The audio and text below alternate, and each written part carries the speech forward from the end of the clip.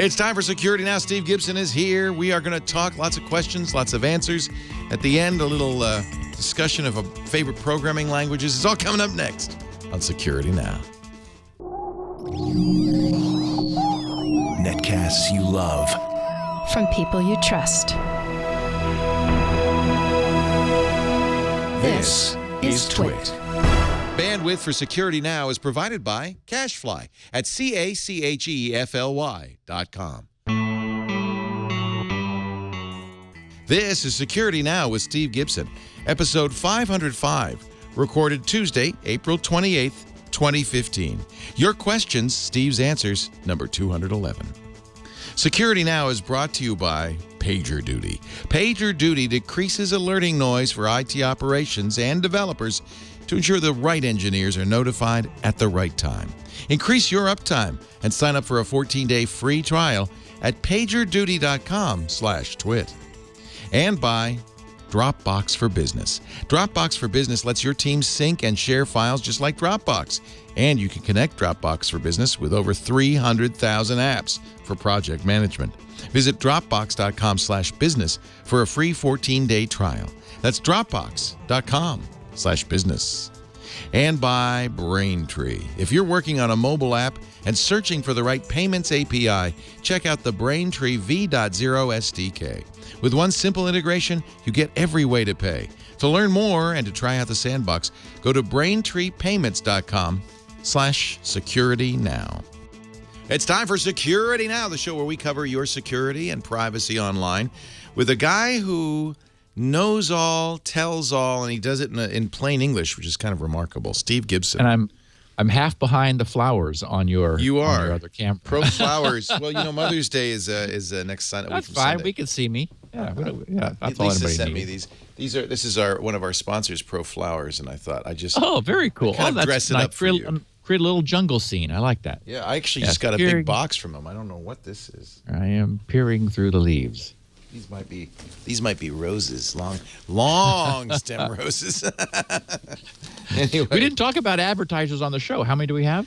We have the usual company of advertisers: PagerDuty, Dropbox, and Braintree. Okay. All the geek ones. Dropbox for Business actually is a new one for you. Yes, we have not had them on before. Yeah.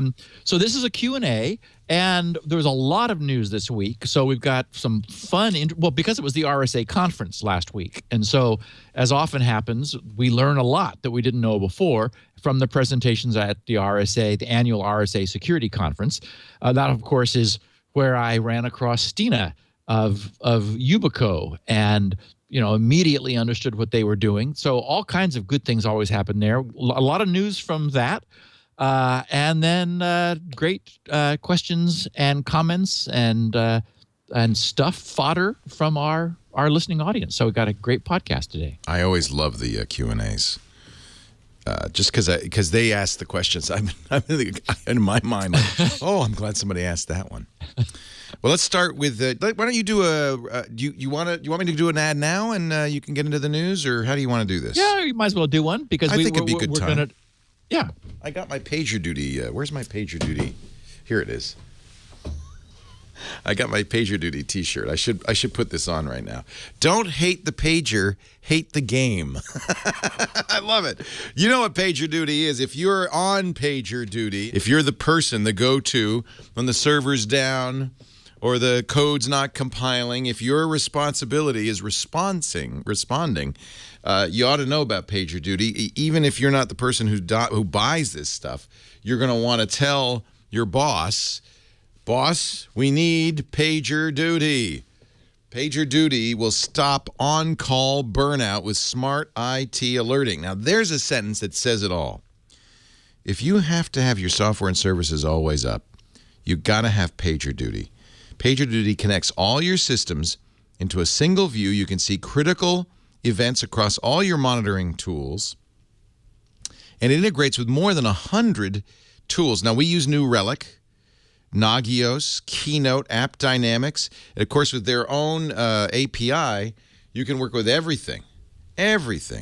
I can, for instance, if we have trouble on our server, New Relic will notify PagerDuty, which will go to the HIP chat and say, Leo, there's trouble with the server. And it all is just so easy. So many companies now use PagerDuty because it decreases the resolution time. When an incident occurs, the right team member is notified based on on-call schedules and personalized alerting preferences. So, because you can say, if you're going to page me, don't use my pager, obviously. You can do phone calls, SMS, email, push notifications.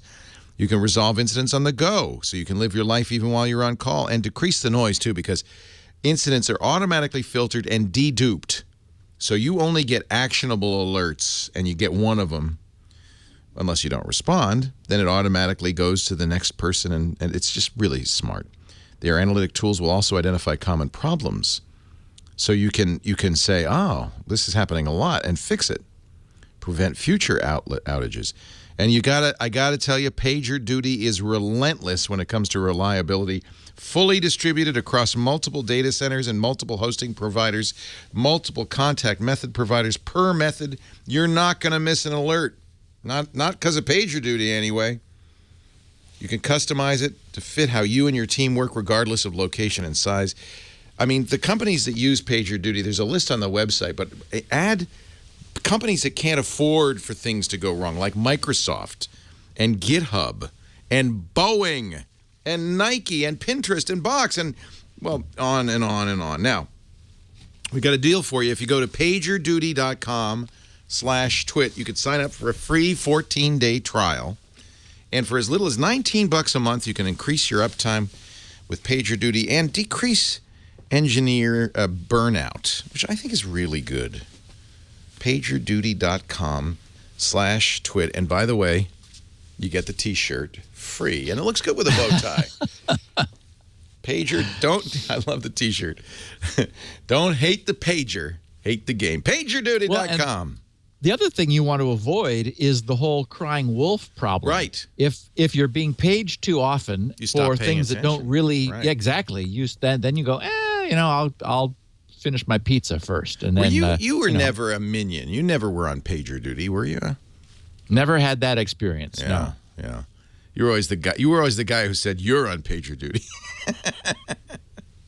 Yeah, I think somehow I can't think back in the day when I guess like in the world of mainframes, if your AC went out or your air conditioning went or if if the mainframe crashed, then yeah, if you were like a service tech sort of person, but you know what, you are on PagerDuty because you have all of those alerts going off in your office all the time.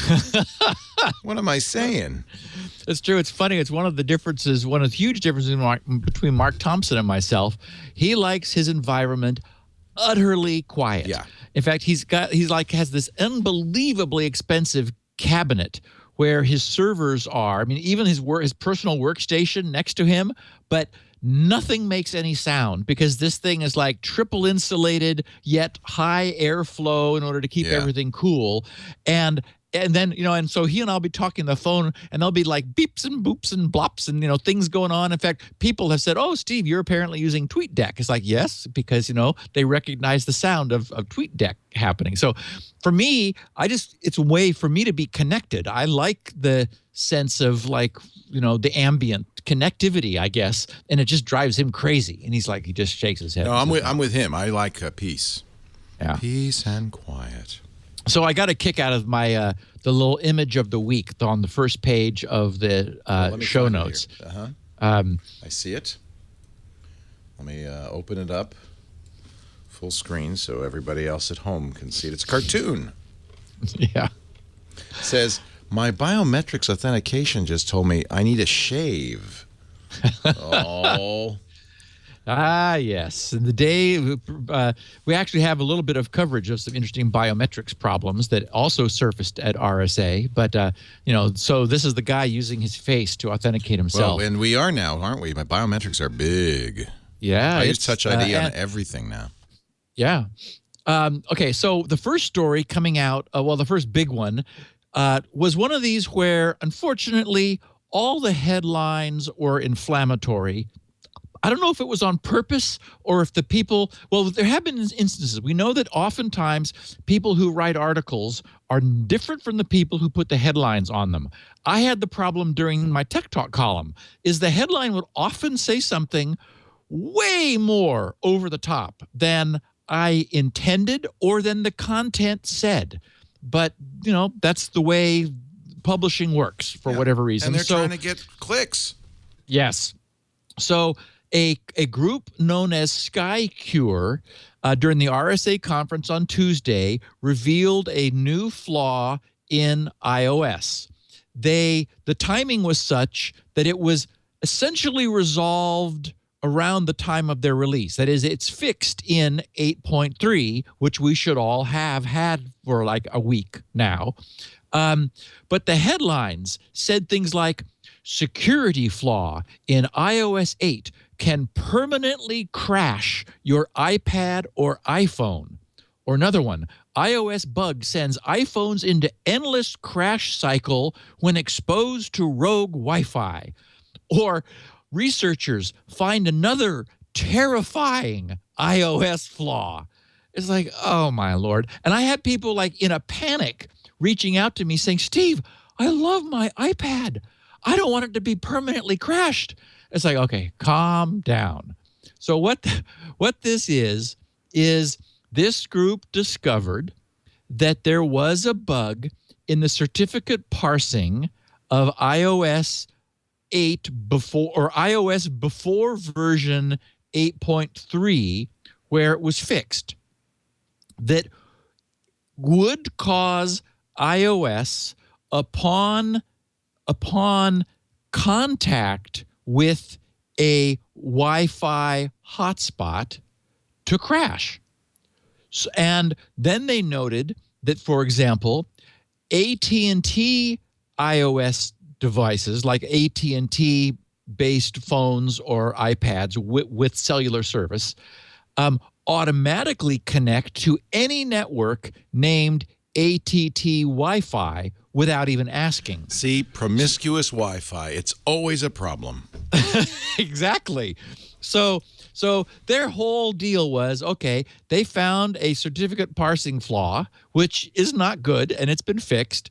And if you were in range of a rogue Wi-Fi hotspot that was offering this certificate, your device would crash.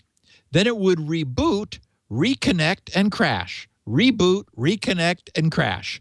And do that endlessly. All you had to do, of course, was turn it off or walk away, go get out of range, and then turn off Wi-Fi and you'd be fine. Anyway, it's been resolved, and I think it falls far short of being a terrifying iOS flaw. I mean, it was and it's not permanent. I mean, as soon as you go somewhere else, it'll stop. Right. It was just while it was in, if you had Wi-Fi on, of course, you're punished for trying to turn it off because, location services work so much better with it on, and blah, as we've discussed. So anyway, that's all that was. That it wasn't doing any permanent damage. It was a sort of a style of denial of service, in as much as if you happened to be within range of a rogue Wi-Fi that was getting its jollies briefly until this was fixed in crashing iOS devices, well, then, I guess that was an Android-only hotspot for a while. Also at the RSA conference, this time on Friday, the guys at FireEye had some not good news for Samsung S5 fingerprint reader people. Basically, it's a security catastrophe. Their talk was titled "To Swipe or Not to Swipe," and they, of course, using swipe figuratively because we're not really doing that anymore. We're using static images. A challenge for your fingers, and so they start the talk by noting that if a password is leaked, you can change it, but if a fingerprint image is leaked, that's a problem because we're unable to change our fingerprints. So they articulated three classes of attack, something they called the confused authorization attack, the fingerprint database manipulation, and fingerprint sensor spying attack. And, we can imagine what those are. I'll just quote a little bit from this that said, Android phones typically store sensitive data, such as fingerprint information, in a walled-off area of memory known as the trusted zone. However, FireEye researchers found it was possible to grab identification data before it is locked away in the secure area. This method of stealing data was available on all phones running under version 5.0 or older of Android, provided the attacker got high-level access to the phone. They also found that on Samsung Galaxy S5 phones, attackers did not need deep access to a phone. Instead, just getting access to the gadget's memory could reveal finger scan data. Using this information, an attacker could make a fake lock screen that makes victims believe they are swiping to unlock a phone when they're actually authorizing a payment. In addition, they found it was possible for attackers to upload their own fingerprints, then authenticate to the device, since the devices were not keeping good records of how many prints were being used on each device.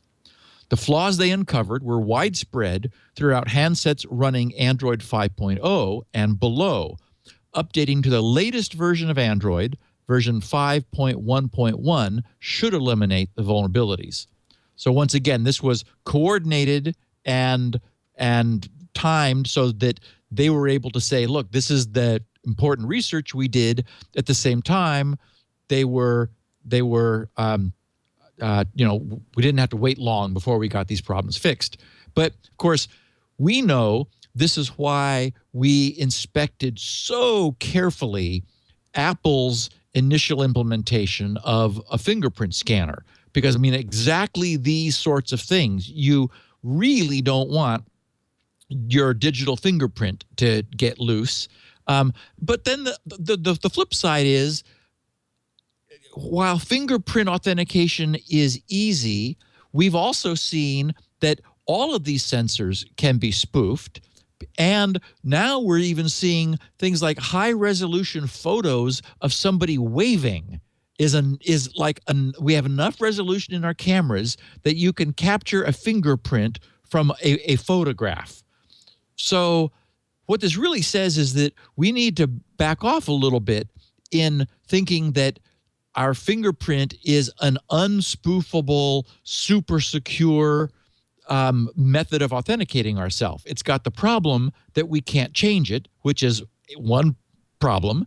It's got the problem that law enforcement can force you to use it, which is another problem, because it's not something you know. It's something that you can't be separated from. Hopefully, so it's yes, it is very convenient, but we need to stop thinking that it's absolute protection. There is a trade-off that we're making. It's just the fact that we leave our fingerprints around all the time, on glasses that we pick up and, on the screen of the device, which itself might be subject to attack. So we certainly want the underlying technology to be as secure as possible. But I would just caution everyone to remember that there are downsides to it. I love mine. In fact, it's funny because I have several generations. I have every generation of iPad. Of course you do. Of course. Some in the fridge, no doubt. And the one in the car is the latest with the fingerprint reader. You have a car iPad? Yeah. Okay. Yeah. It's out there charging. Yeah. Is that? Yeah. Okay, so you just always have, so that way, that's for the coffee shop, right? Exactly. Yeah, okay. That's for whenever I'm roaming, I've got an iPad with me, and it stays in the car and charges from the cigarette lighter. Anyway, so I've got one in the living room, one in the bedroom, one, of course, in the bathroom. I've got one next to me right here. They're all over. Anyway, only what we don't want to. How do you keep them in sync? You have to install. Aren't they all? No, they all synchronize themselves through the cloud magically. Anyway, my point is that I only have a fingerprint reader on the one that I'm going to be traveling with, the one in the car. And I get mad now at the other iPads because I'll put my thumb on the button and they'll light up, but they don't do anything. And I go, oh, I have to swipe the screen. What an annoyance. So anyway, yes. Or worse, enter your password. It's a crazy world we're in. When you want to buy stuff, it's so much nicer to have the fingerprint reader. And I feel like it's accurate. I know we've talked about this before. It seems like it's good. It's not, you're not going to get, despite this problem with the Galaxy S5. They didn't say it's the Note 4, which also has a fingerprint reader, or the new S6, right? Just the S5. True. It was the sense I got was that there was something about the design of the Samsung S5 that allowed them easier access to it, and they pointed it out, and the architecture has been changed in order to sort of move things around a little bit better. There was you could actually get access to that authorized fingerprints database from user mode, and so that stuff should be really walled off better. So they've also, by the way, the S6, the newest Galaxy, has a fingerprint reader that's very similar in terms of usability and training to Apple's. So I'm really pleased because it means it won't just be iOS devices that have this capability. Right. And they're using a Synaptics, I found out, Synaptics fingerprint reader. And they've been around forever. They do the trackpads on most computers. So that means this is, I think, a technology you're going to see in much more widespread fashion. My feeling is it is a really good trade-off. I like the idea that what Apple has done, that if you don't use your device for 48 hours, it says, we want to make sure you're still you. And so you have to enter or after you do a full system restart, you have to give it your password to kind of get it up and going. But then we don't want something so onerous that people will not use something secure. And arguably the security versus hassle trade-off of a fingerprint is a win, so long as it then performs perfectly. That is, it isn't leaking data. It doesn't false positive or false negative. That is, it's, if we take it from like the concept of a perfect fingerprint reader, I think that's a perfect set of trade-offs, because people will tend to use it. And it's certainly better than having your device unlocked, because you get, you're just annoyed having to type your password in every time you turn it on. Yeah. So one of the real questions we've had has been, how are people getting infected by CryptoWall? And also at RSA, the guys at Malwarebytes revealed just what is frankly a terrifying truth. For 2 months, starting in December 10th of 2014 through February 2nd, when Adobe patched a 0-day flaw in Flash, CryptoWall, this, that we've talked about often, this, the essentially crypto locker lookalike, which encrypts all the files on someone's machine and then asks for ransom, it was able to install itself through malicious ads that were being injected through the #1 advertising network. And they didn't reveal the name, but they just said it's the #1 advertising network. You could figure that out for yourself. And those ads were appearing on, typically for around 2 days each, on sites like, where they were found on Daily Motion, Huffington Post, Answers.com, New York Daily News, HowToGeek.com, Tagged.com, and a handful of others. Because this was a Flash vulnerability, it was not necessary for the user to do anything. They don't have to, it's not, this is as bad as it gets. You don't have to be fooled into a phishing attack clicking on a link that looks authentic in email. You simply go to the Huffington Post or Answers.com or HowToGeek.com with a browser that has the Adobe Flash plugin still enabled and willing to run, and that's all it takes. You receive, if you happen to, in ad rotation, receive one of these deliberately crafted malicious flash ads. It leverages the vulnerability, escapes from the browser, downloads CryptoWall, and encrypts your system. So the good really news is... And it probably does it in seconds, right? I mean, it's probably very quick. Yeah, I mean, all of this stuff is unfortunately at the speed of light. So, and then it begins to encrypt, and you're in trouble. So, they discussed, the Malwarebytes guys found that the hackers were using something called the Hanwan exploit kit, which was hosted on rotating domains to evade detection. And it's interestingly, it wasn't a global attack, even though those websites are globally available. Once one of the things it did was it deliberately targeted U.S. consumers operating from residential IP addresses. We don't really know why, but that was just their target. And no action needed for the infection, just for Flash to run. So, boy, I tell you, I mean, if you didn't have enough reason to remove Flash from your browser before, the fact that we're seeing the ability to inject malicious ads using zero-day unpatched vulnerabilities. Oh, and what's interesting is on this date on February 2nd, the patch was released on the 2nd from Adobe, and the next day the attack campaign stopped. So which is really interesting to me. That's doesn't it? Yeah. Well, and it also says that it was that there were a set of trade-offs the criminals were balancing, because they didn't want to give up their network. That is, they didn't want their network to be discovered. They didn't want themselves to be discovered in any way. So as long as there was a high probability, that is a sufficiently high probability that they could get a percentage of victims that made it worthwhile, they were willing to expose themselves to the degree they were.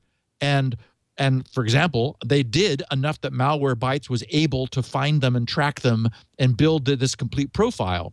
But the moment that probability of infecting people dropped, they said they immediately pulled their system down, obviously to preserve it for the next opportunity. They didn't want it to be taken apart.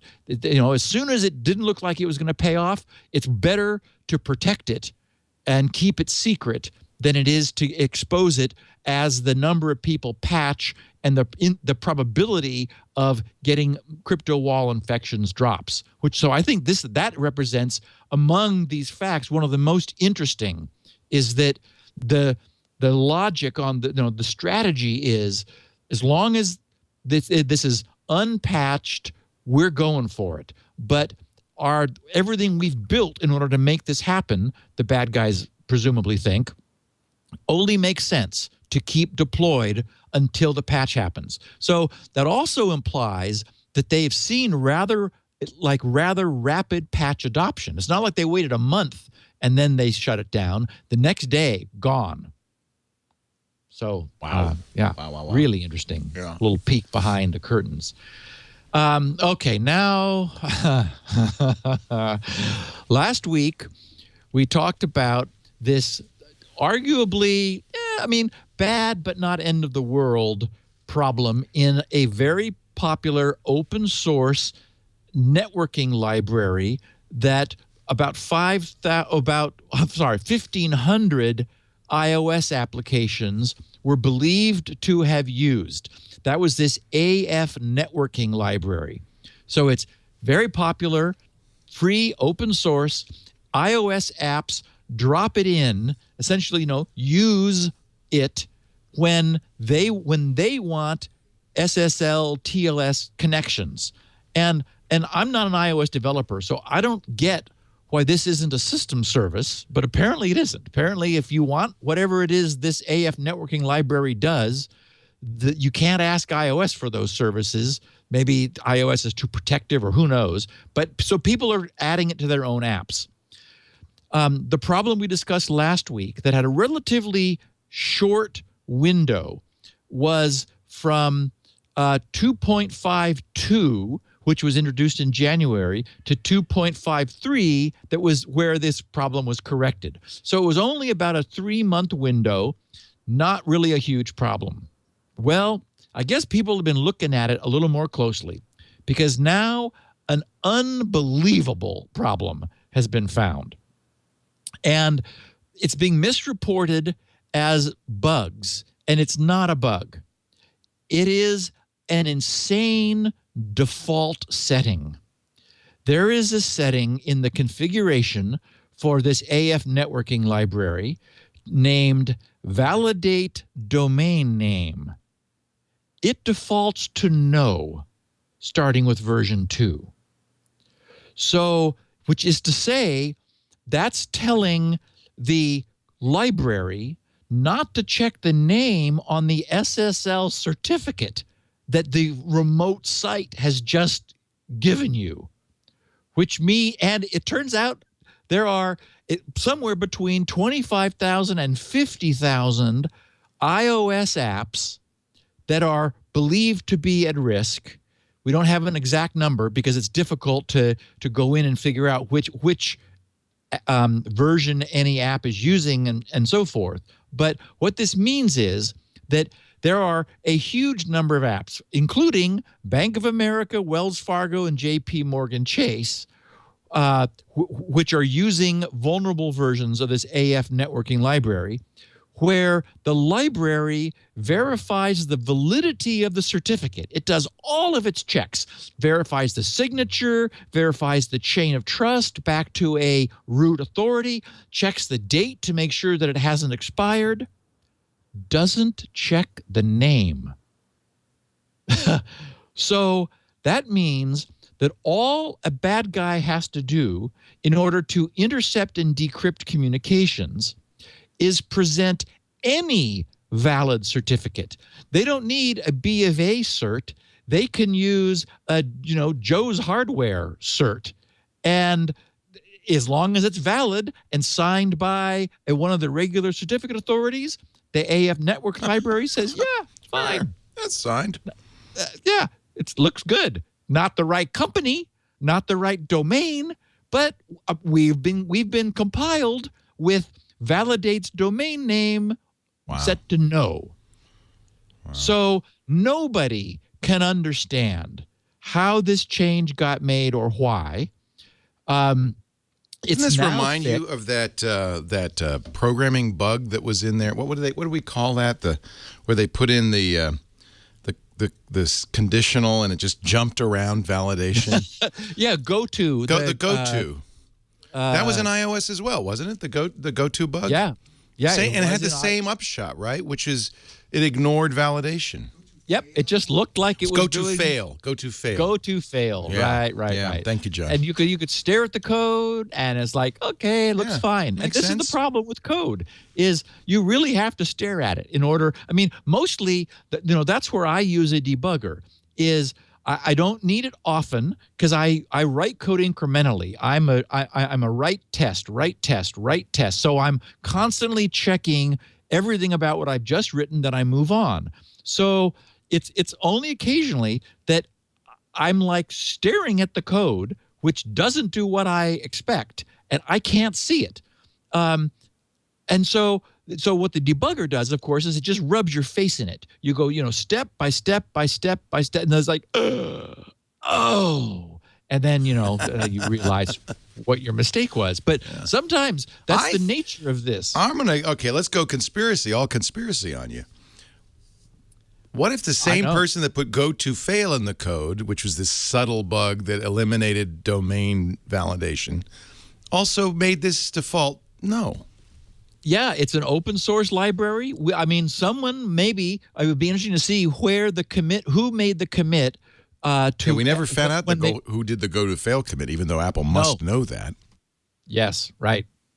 And so it's a little spooky that there could be this sort of long-standing problem. And now, if people use the library knowledgeably, that is, if they went through the config and said, wait a minute, validates domain name is set to no. Does that mean what I think it means? They would set it to yes. But nobody can understand why it wouldn't be yes. There isn't a, except maybe for testing. In a testing mode, you might want to say, look, turn off validation for a minute just because it's a hassle to, get the right cert named. I mean, I'm making something up. I'm trying to come up with a justification for this.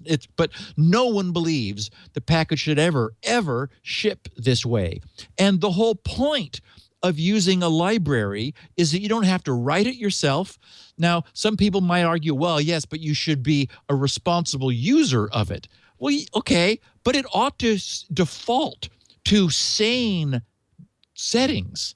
And this defaults to don't bother checking the name on the certificate.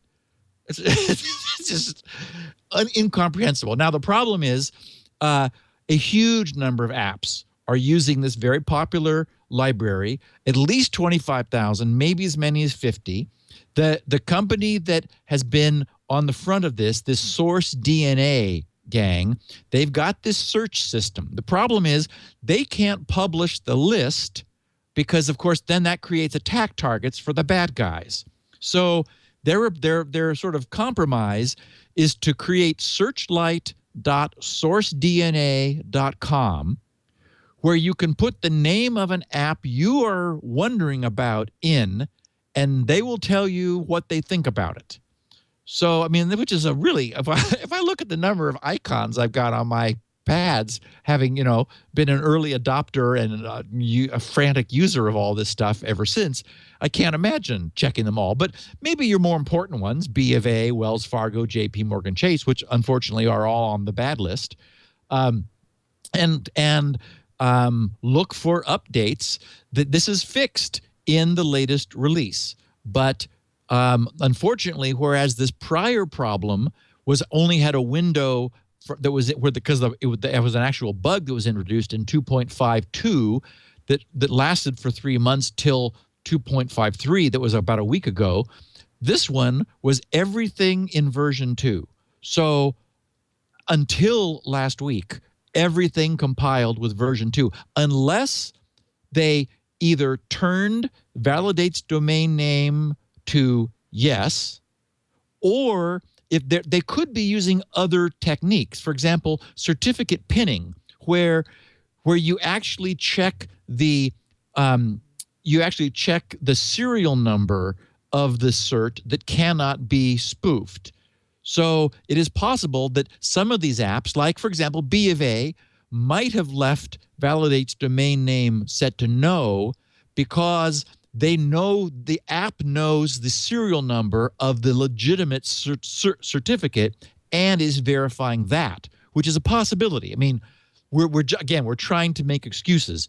The only way I could think, well, I can think of ways to test it. You could play games with your host's file on your own system in order to redirect a domain you wanted to check, like Wells Fargo, to google.com and see if the app, it's going to give you some sort of error, but see if it gives you like a bad certificate error or refuses to connect, or if it sort of fails in some other way, which would be a concern. I mean, unfortunately, none of these are good tests. We're sort of stuck.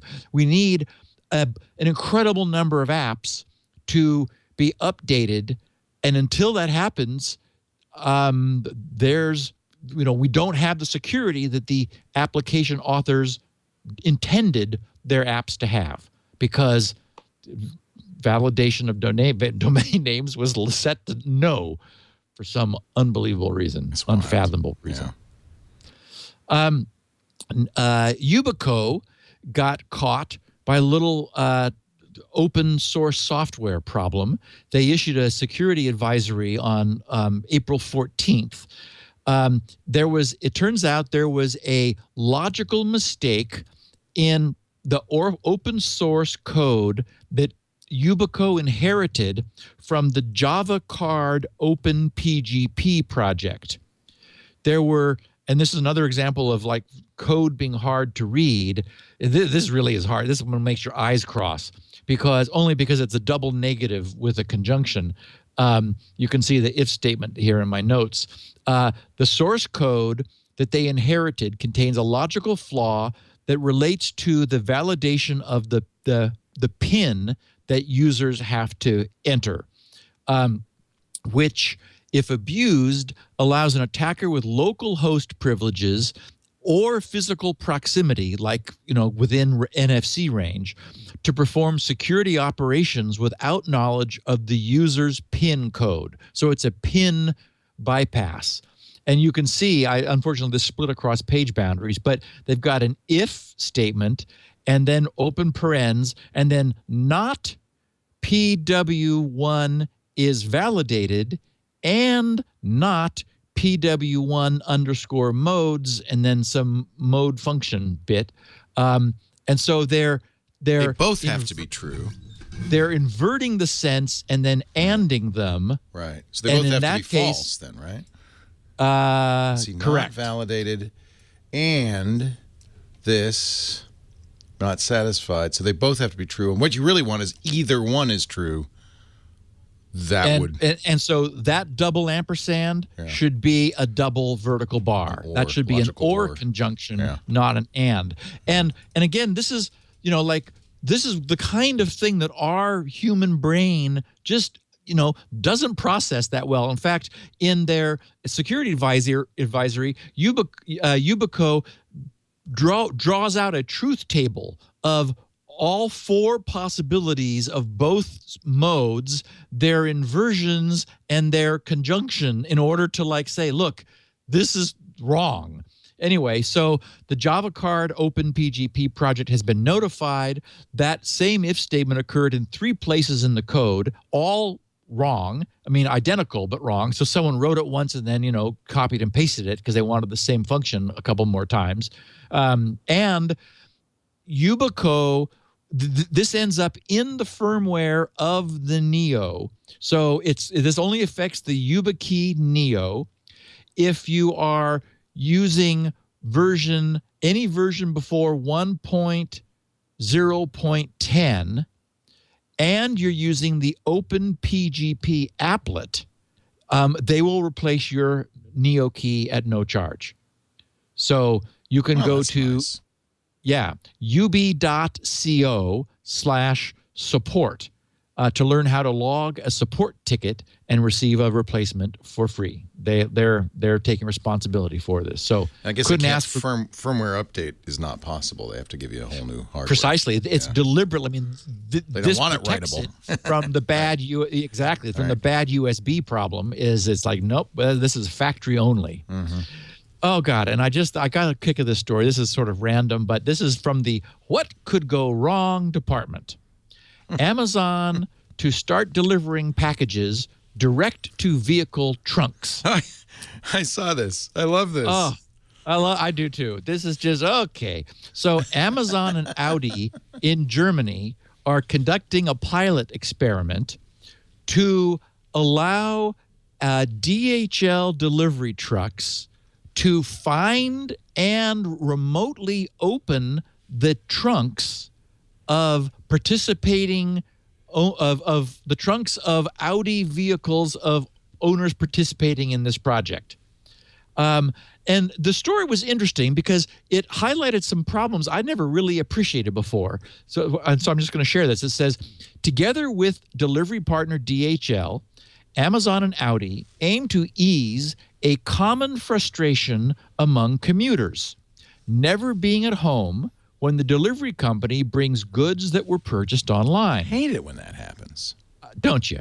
Of course, you've got all kinds of doorbell things that ring, so you know when the guy's there.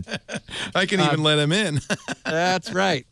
So it's the parcel to vehicle is what they're calling this. Parcel to vehicle delivery might help reduce the number of failed delivery attempts and temper a parcel logjam in large offices caused by employees who input their employer's address when ordering goods.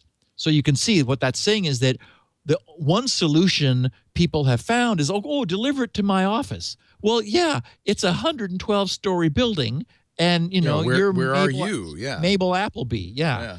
So Car makers, meanwhile, are seeking to offer, God help us, to offer an array of add-on connected services to retain tech-savvy customers and ensure the profits accrue to them and not to software companies.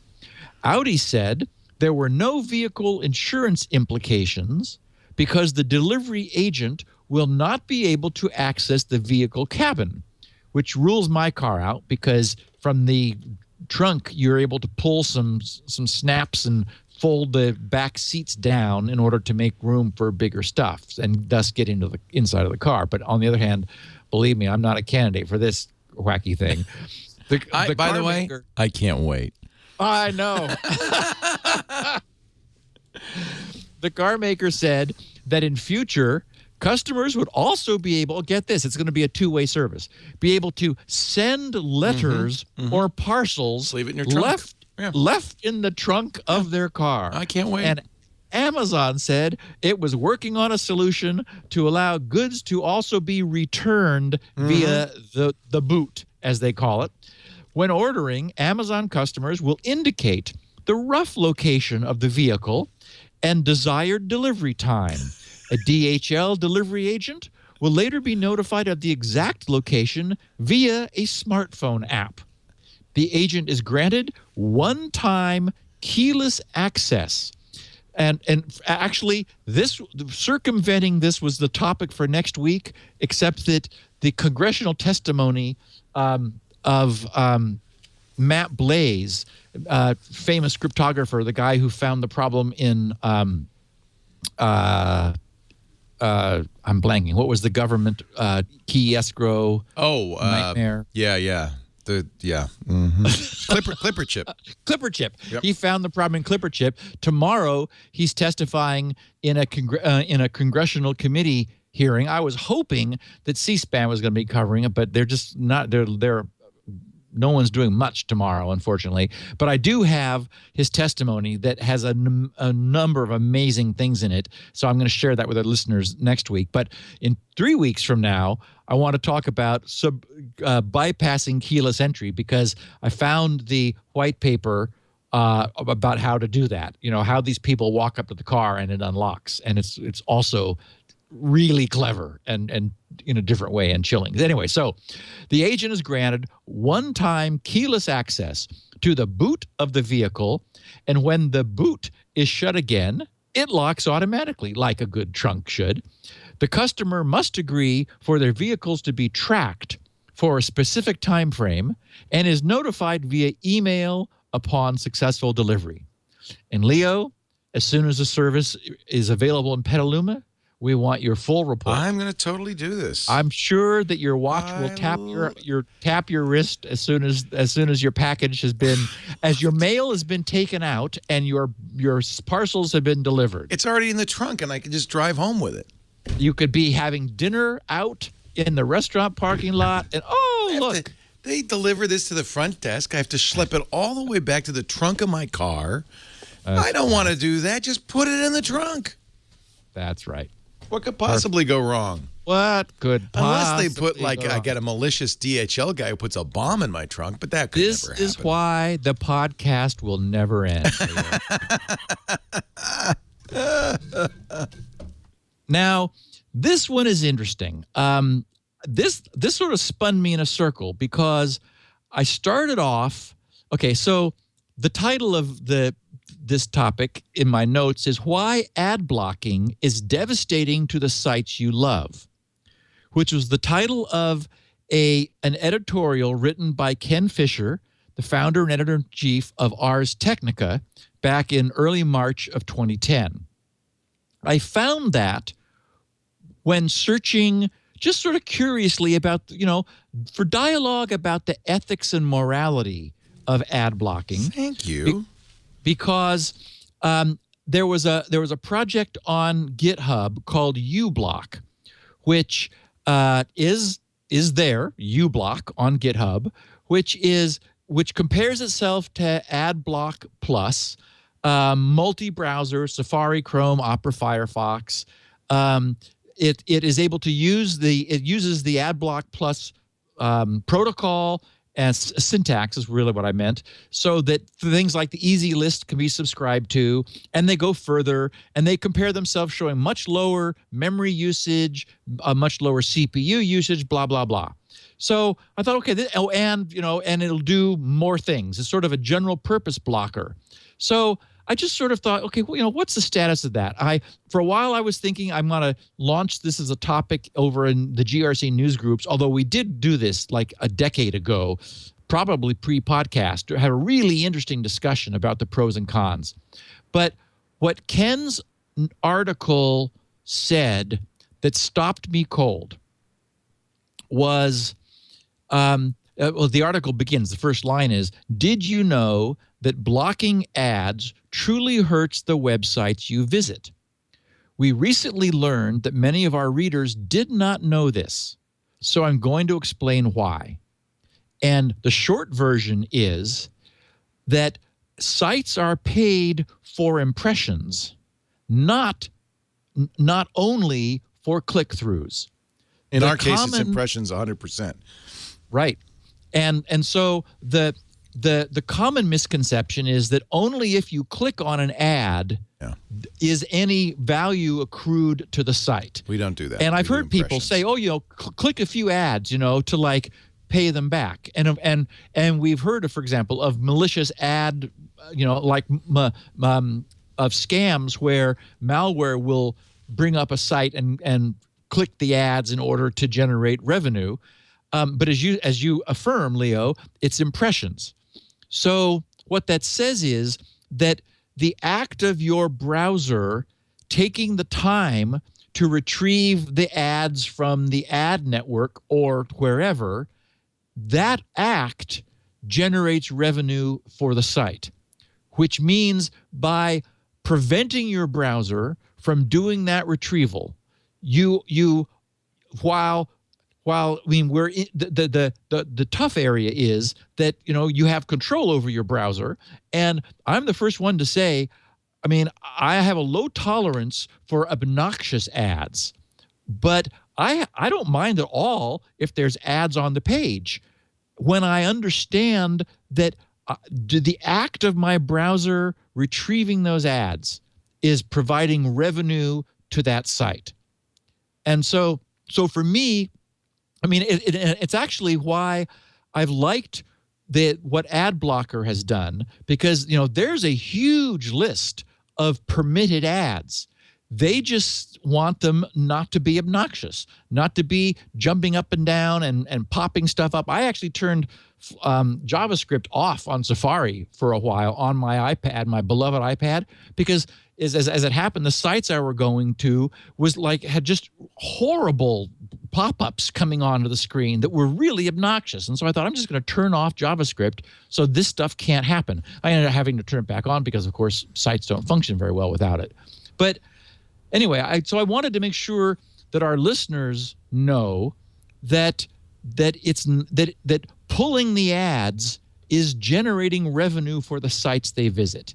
And as long as it's not abusive, I mean, it's true that the advertising agencies could go too far, could, flash things and have things jumping around and so forth, which I would regard as a problem.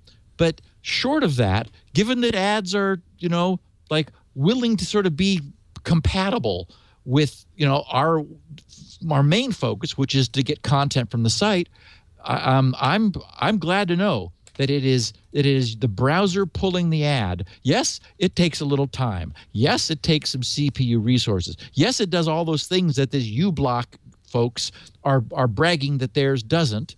But, is that so much to ask? You and I, Leo, have talked about how we will give $100 every year or so to Wikipedia because we're using it. I mean, we're actively using it. Yeah. Right.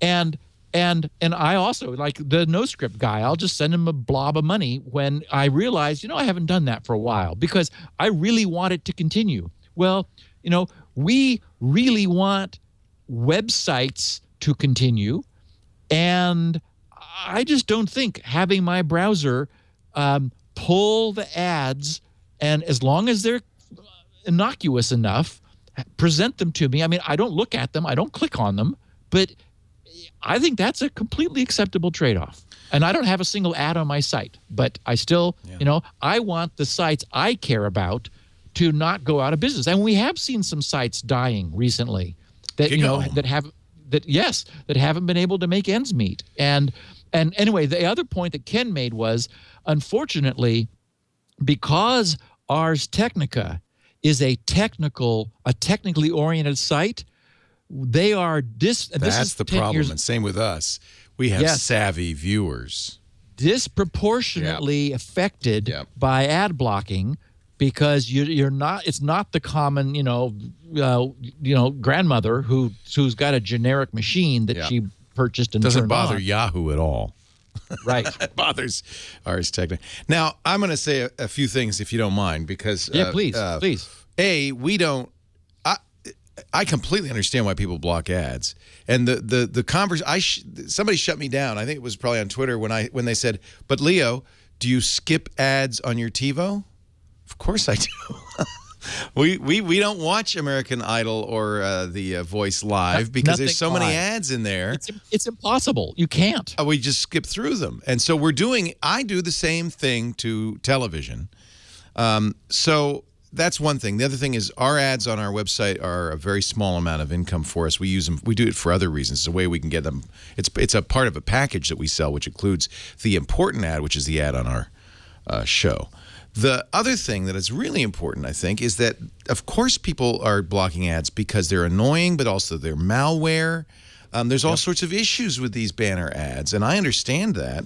And so, to me, the solution, really, and long-term solution, is for publishers, and I include podcasters as well as website publishers, to consider their audience, to make sure that if they're doing advertising, they're doing it in an appropriate way with ads that they might be interested in. We're very picky. I turn down advertisers every day, and you ought to see how pissed off people get when I say I'm not going to take your ad.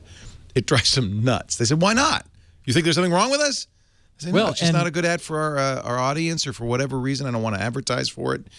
And then I think the other thing is you have to have a connection with your audience. So we know that our ads work because our audience wants to support us, right? People love Steve. They buy Spin Right because they love you as much as because it's useful. So you do exactly the same thing. You make a useful product. You tell people about it every show, and they buy it to support you. And that's kind of the same thing we do, and that has worked for us.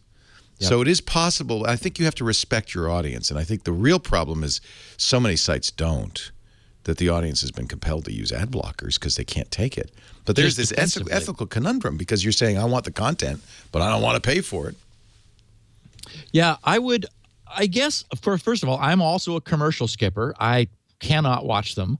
But I think that's more like the ads are on the page and my eyes refuse to focus on them. I do that too, by the way. When they do an ad takeover that you can't read the content, I avert my eyes for the 4 seconds because I don't. And then I click continue. Yeah, I'm averse to having stuff pushed in my face. I agree. And so I agree. And if TV commercials were engaging, and like Super Bowl, look at Super Bowl commercials. My goodness, they're fantastic commercials.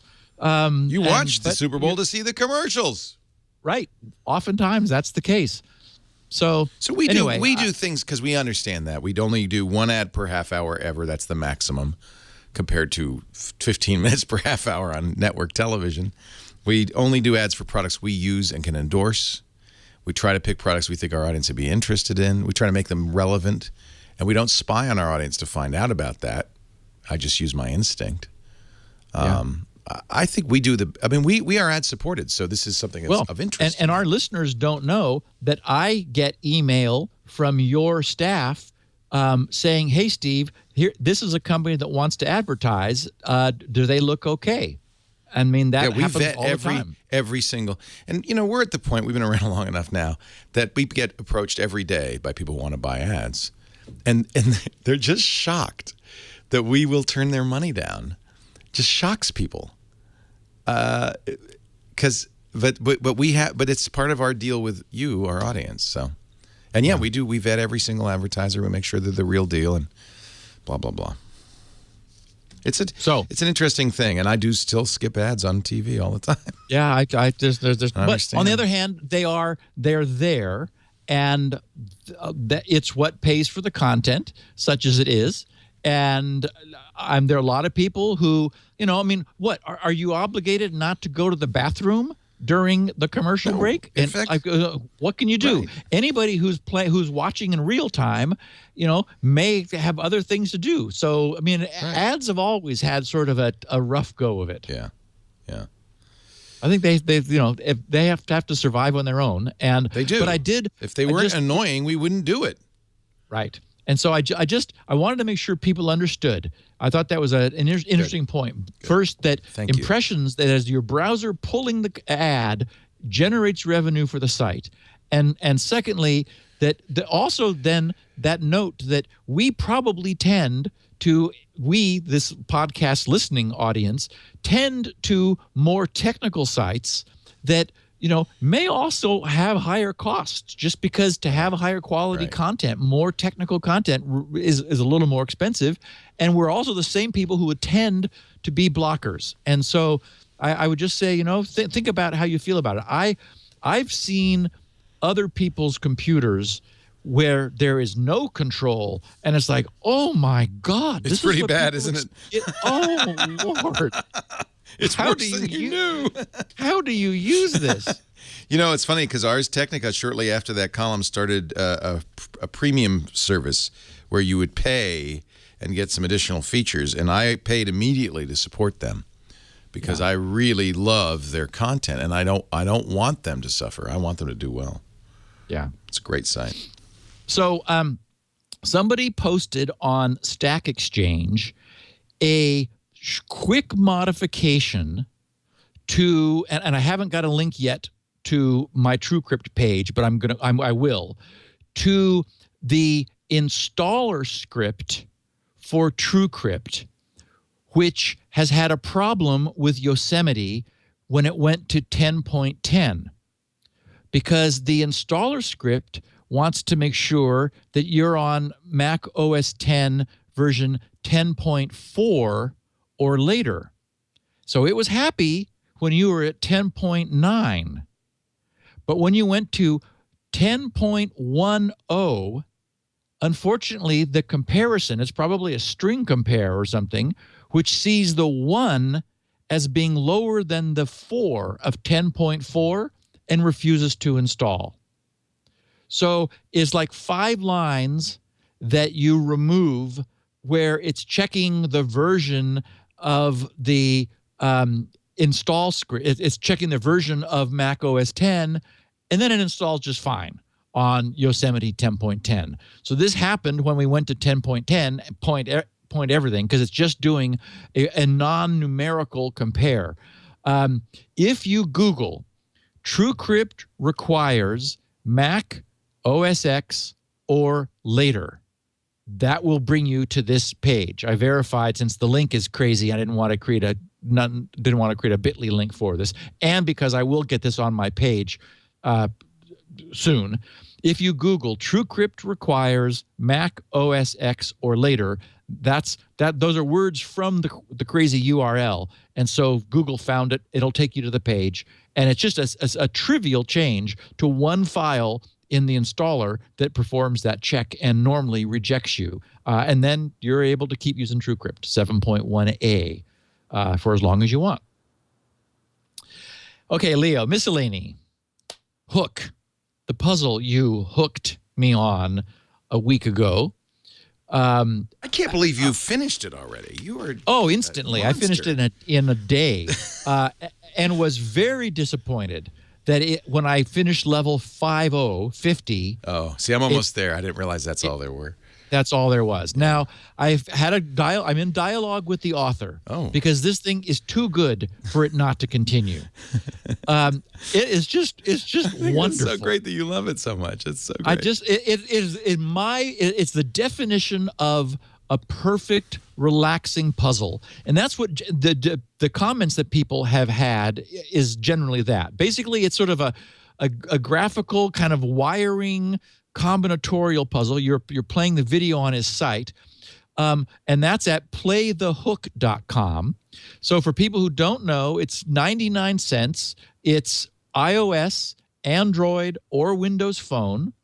The guy first did an HTML5 version over at Congregate.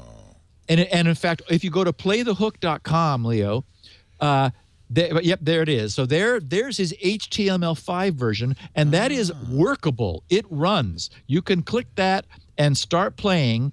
And it's interesting because this one has additional features, widgets, that his doesn't.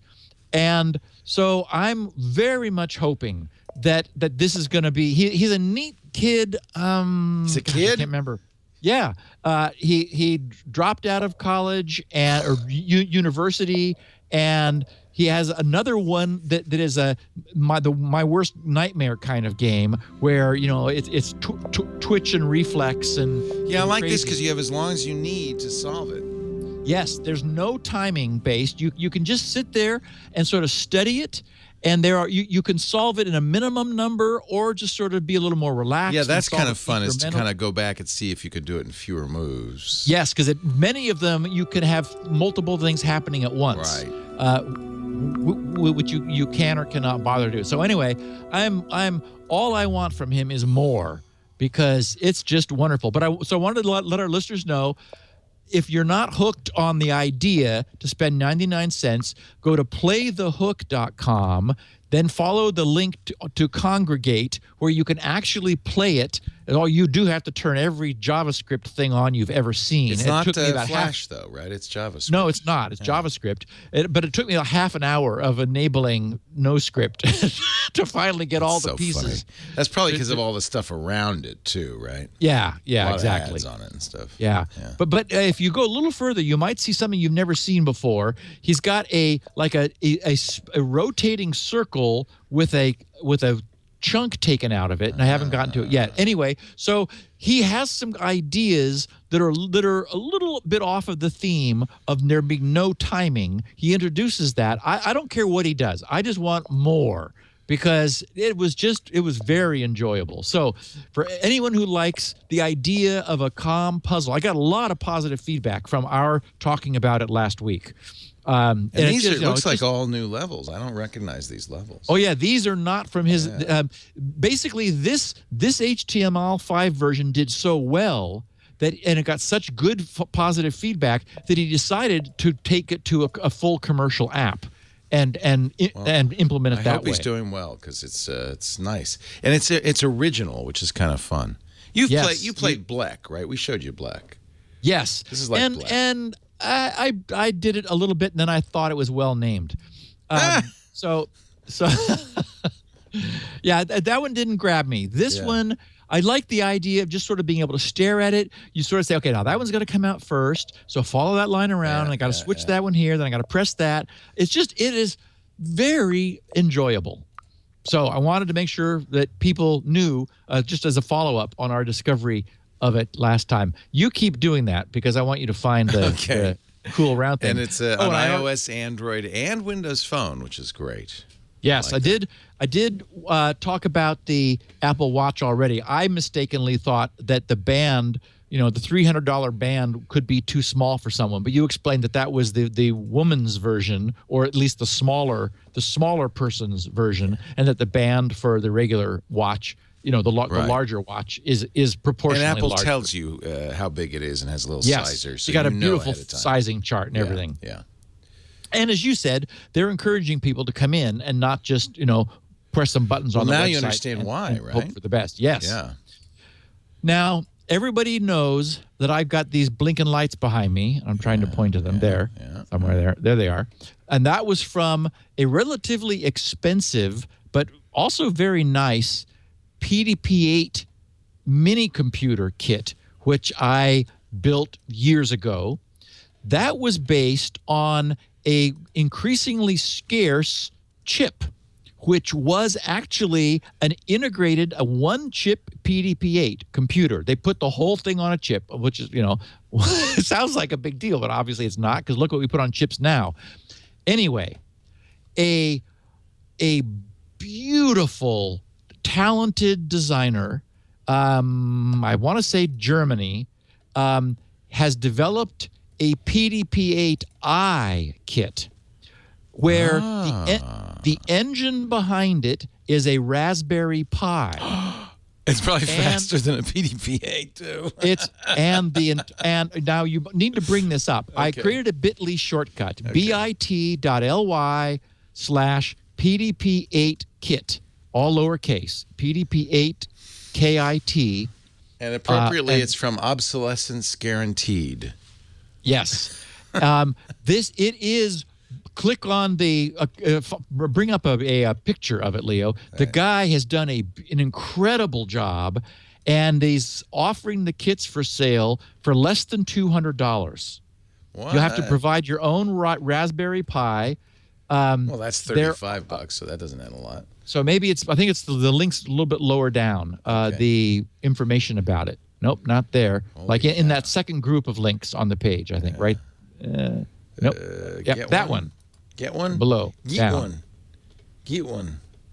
No. I'll find it. It's I'll in keep the clicking. top of there you go. That's the one. Yeah, that's what I was looking at. No, lower. Okay, in that last group, the first button of the last group. There Using you go. the PIDP-8i. Oh, no. Shoot. Well, okay, go ahead. There's something. We have to show it because it's intoxicating. Whereas the PDP-8 only had 2 rows of lights. This thing shows all of the different registers. Here you go. Here's the front part anyway.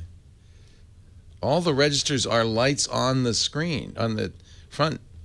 You still, how are we not seeing it? Oh, he's hidden it away somewhere. All right, keep talking. I'll find it. Here's something. Is this it? That's it. It's the very first. Yay! There it is. Oh, the very first link. Yeah. Look at it. It is gorgeous. So, life-size acrylic panel, painted switches, in a beautiful case, less than $200. Because is there a lot of soldering involved? No, because there's a lot of like individual little LEDs that need to be soldered into the circuit board. Right. But one of your minions, you have minions, Leo. a minion. A minion. Get a minion. Get a minion in here. Anyway, less than $200. I think it's like 186. The more orders he gets, the lower his price will be. He knows all about me, and he spent a lot of time over on my PDP-8 pages looking at at my project. But I mean, look at that front panel. Oh my goodness! So are these silk screened? Do we know how he's doing this? Yes, silk screen, multi-layer silk screen with a blackout mask behind. Nice. And is that wood? I supply the wood case, or I don't know. Yeah. So our listeners need to. I'm sure that he's able to supply that. I don't know whether you have to pay more for that. Anyway, I wanted everyone. Many people were interested, but they were put off by the high price of these guys that I did. You have to supply a Raspberry Pi, but what's that? $40 or something? $35. Yeah. Yeah. You know what's hysterical is look, he does have some pre-built, so that's nice. I'm worried about that. He's offering them pre-built. He's going to get a landslide of people, and I don't know how he's going to build them all. I don't think he understands what the demand will be. He and I are in a dialogue. I told him, watch out. And when I tweeted it yesterday, he started getting, like 3 per hour where nothing was happening before. And I said, well, I'm going to talk about this on the podcast tomorrow. So, and I said, I created a short link for you, bit.ly/PDP-8 kit. So, I need 3 more of these because, they go with because look how many more lights they have. I just got to make all those lights blink, Leo. That is sweet. Now, we should warn people, this doesn't do anything you want to do. Well, it's not like it's just a pretty thing. It will run the OS 8 operating system, which was written for the 8, and it's based on a famous emulator. There's a sim. I can't remember the name of this. There's a simulator for many of these old machines that has been written. This is based on that. So you're really running a simulator on the PDP-8, an emulator. So, for example, you can connect a terminal to it and write BASIC and write Focal, which was the DEC language, or That's run cool. the assembler and editor. And I mean, this is where I cut my teeth, was literally, writing assembly language, machine language for the PDP-8, with those tools. Wow. So anyway, this brings the price of doing that way down and creates a bit like a little museum piece in the process. So I wanted everyone to know, anyone who felt like they couldn't get one of these cool little guys that I've got blinking behind me. And I will, of course, write some software for the big one so that it does the same sort of thing. The kit does come with 2 wooden mount blocks. So I think you get everything you need. I see the case above it at the top of the picture. You do have to supply a Raspberry Pi Model A+, B+, or 2, although he says the $21 Model A+ is recommended. And then you need an SD card of 4 gigs or larger. You could put a USB hub on it. If you can get one that small. And a micro USB Wi-Fi adapter. What? Can I surf the net on my PDP-8 using links? Can't wait. So I just wanted to say that one of my very favorite shows finished its 3rd season, and that's The Americans on FX. I know you love this show. Oh my Lord! Yeah. I just for what it's worth, if you get to a point in the upcoming summer that you're looking for something, it's the story of 2 Russians who come over and take up residence and raise a family in Washington, D.C., in the shadow of the Washington Monument, and get up to no good.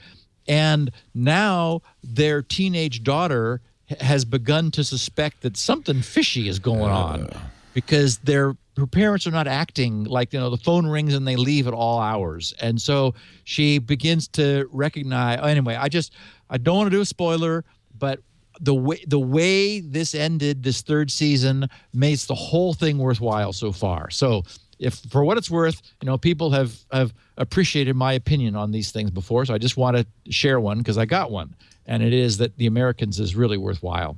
And what's her name? Felicity is how I always know her. Carrie Russell. Oh, I love Carrie Russell. Yeah. Yeah, and she's great. And, I mean, the acting is phenomenal. I mean, this is one of those really good cable-produced shows. Top recommendation. And I talked last week or the week before about how I could not find this screenshot that someone had sent me for SpinRite. And then I found it in my Twitter feed because he had tweeted it to me. And so I wanted to just show. And so what I liked about this was, his tweet was, and then this is Sean McCormack, who said, "Thank you" at SGGRC with a big exclamation point.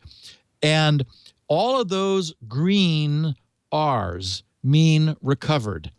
And and all the little blues mean there was nothing wrong, which is to say that wherever there's a green R, and there's how many? There's like 10 of them. Wherever there's a green R, and it's only about, maybe not quite, was not halfway through, maybe a little over a third through. That means that was a sector where the software, any software, said, I want to read that. And the drive said, sorry, can't give it to you. Now, normally that's where it ends. That's it. Game over. Not if you're running SpinRite. So those green R's mean that when the drive refused to give up its data easily, SpinRite went to work and essentially bore down and did all kinds of tricks, playing with a set of commands that are not normal data transfer commands, but can be used for data recovery. And this was stuff I developed years ago and have been refining a little bit along the way, such that in order to earn a green R, one or more sectors that fit within that space on the map. Sometimes there's multiple sectors because they kind of tend to die in groups. have had 100% data recovery, meaning that we got all of the data and confirmed it was the original data that was written. Maybe we rewrote it back to the sector and then verified that we could now read it properly so that anybody can now. Or maybe in the process, the drive said, wow, this sector is in bad shape, and put in a spare and then we rewrote the final data back into the spare. Anyway, many people haven't actually seen what this looks like, but this was a beautiful case where, this drive was in bad shape, and SpinRite has 100% recovery of many, at least 10 different spots where it was completely unreadable. It was just, sorry, error. You can't have your data there. That's SpinRite. Pretty good. All right, I got questions for you, Stephen. You got answers. Before we get into that, though, let's talk a little bit about our sponsor for this segment of the show. I think you probably have all heard of a little thing called Dropbox. We all use it. We all know it. And if you're in business, you know your employees use it and know it. I was a little chagrined. We asked around the brick house, and I said, you guys using Dropbox? And they said, yeah, we're using your account or our account. We all have personal accounts, and we're all using Dropbox. We use it to sync and share files, to pass around audio MP3s and graphics, to do invoices and program schedules. People in 4 million businesses throughout the world are using Dropbox, and Dropbox for Business is what you want. It's a better way to manage accounts, to manage billing, to have visibility and control over your data, and still have that great user interface that your users, your employees love and know. That's what I really like about this. So you don't have to train them. They're already probably using it. I know we are. Dropbox for Business never runs out of space. Every user starts out with a terabyte, and you can expand it easily. Staff can collaborate with team members, securely invite and control access to outside partners, clients, and vendors. And for the IT pro, you get total control. Administrative controls like remote wipe, intuitive sharing, permission controls, complete audit logs.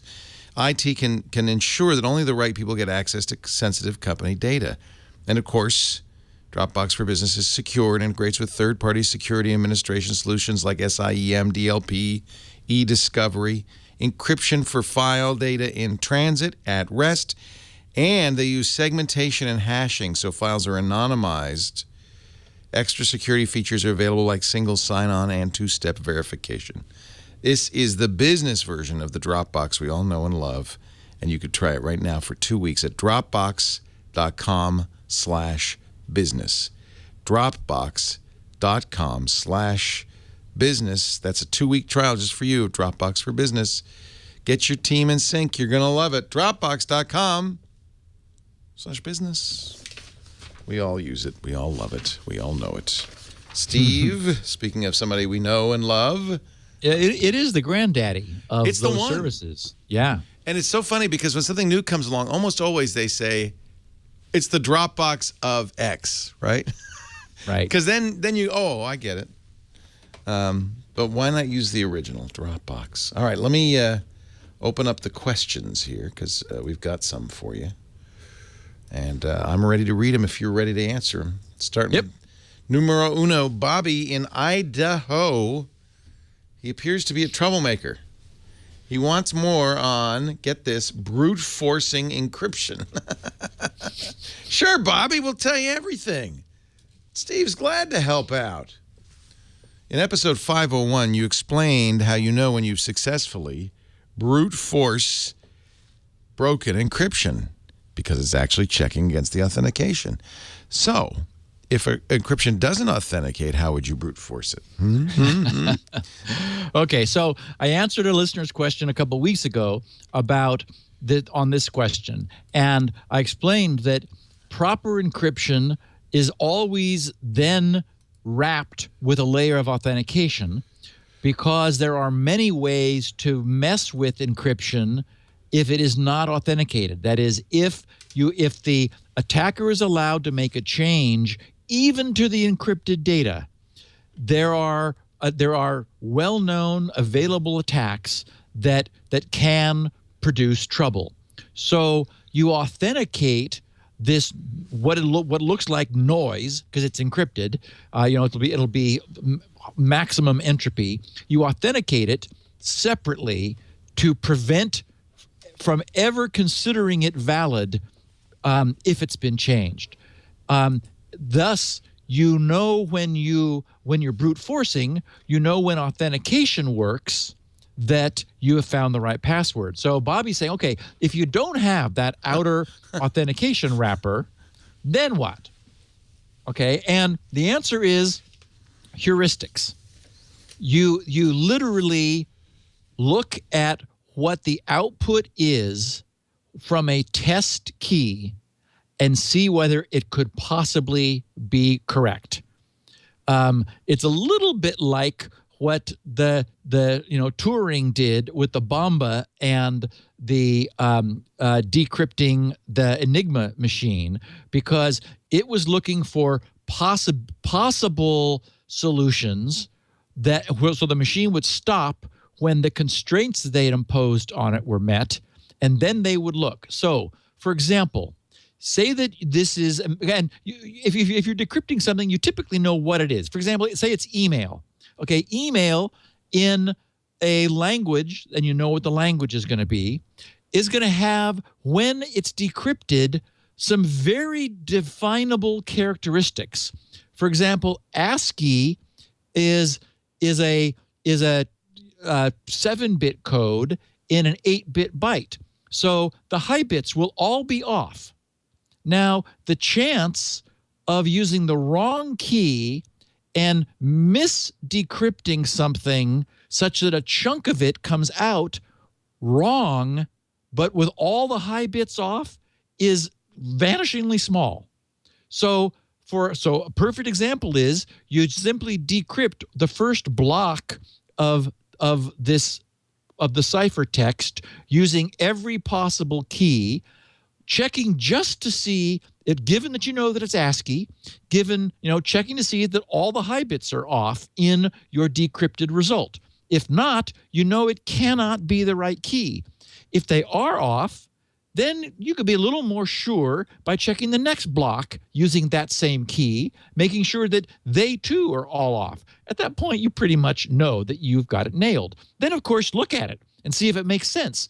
There's some vanishingly small chance that you would get the wrong key that would produce ASCII gibberish, but with all the high bits off. Probably won't happen, but if that's the case, you say, oh, that's like the Bomba stopping at a code that could have been possible, but then they tried to use those settings in an actual Enigma machine with a different message from the same day to see whether it would decrypt properly. If it did, they had it solved. If not, they pressed keep going on the Bomba, and it picked up where it left off. So basically, you brute force without authentication means you just have to brute force, which means you look at each output and apply some heuristic to say, could this be possible? And if it could be, then it stops, and then someone human looks at it and goes, no, keep going, or yeah. You'll know. Yeah, exactly. You'll know. You'll know. I love that 7-bit and an 8-bit byte, because that's great. That can be done by a computer very quickly. Yep. And do we see any 8-bit set? Nope. Okay. Got it. Question 2, Brian Tillman in Wyoming, Michigan. By the way, that'd be a fun exercise, is what would be a quick and simple, effective test against various kinds of data to know you've done the brute force correctly. Wouldn't that be fun? Kind of like a little puzzle. Brian Tillman in Wyoming, Michigan is haunted, I tell you, by the idea of malware in disk drives. Back in episode 496 or 7, you related evidence that had been found outside of disk drive firmware of malware that deliberately alters said firmware to malicious ends. Following up in the Q&A later, you elaborated how it was not practically possible to know whether a drive's firmware had been infected But drives are usually made in countries whose governments are extremely interested in learning U.S. business secrets. I see these devices, hard drives, flash drives, memory cards, as a great way to implement industrial espionage. Who knows what might be embedded in these drives, and how would we even know? You said we wouldn't. No one reverse engineers the majority of these devices. Their designs are considered closed or proprietary. They could be collecting data or doing anything we wouldn't even know. I'm haunted too now. What is your answer, Stephen? We're in trouble. No,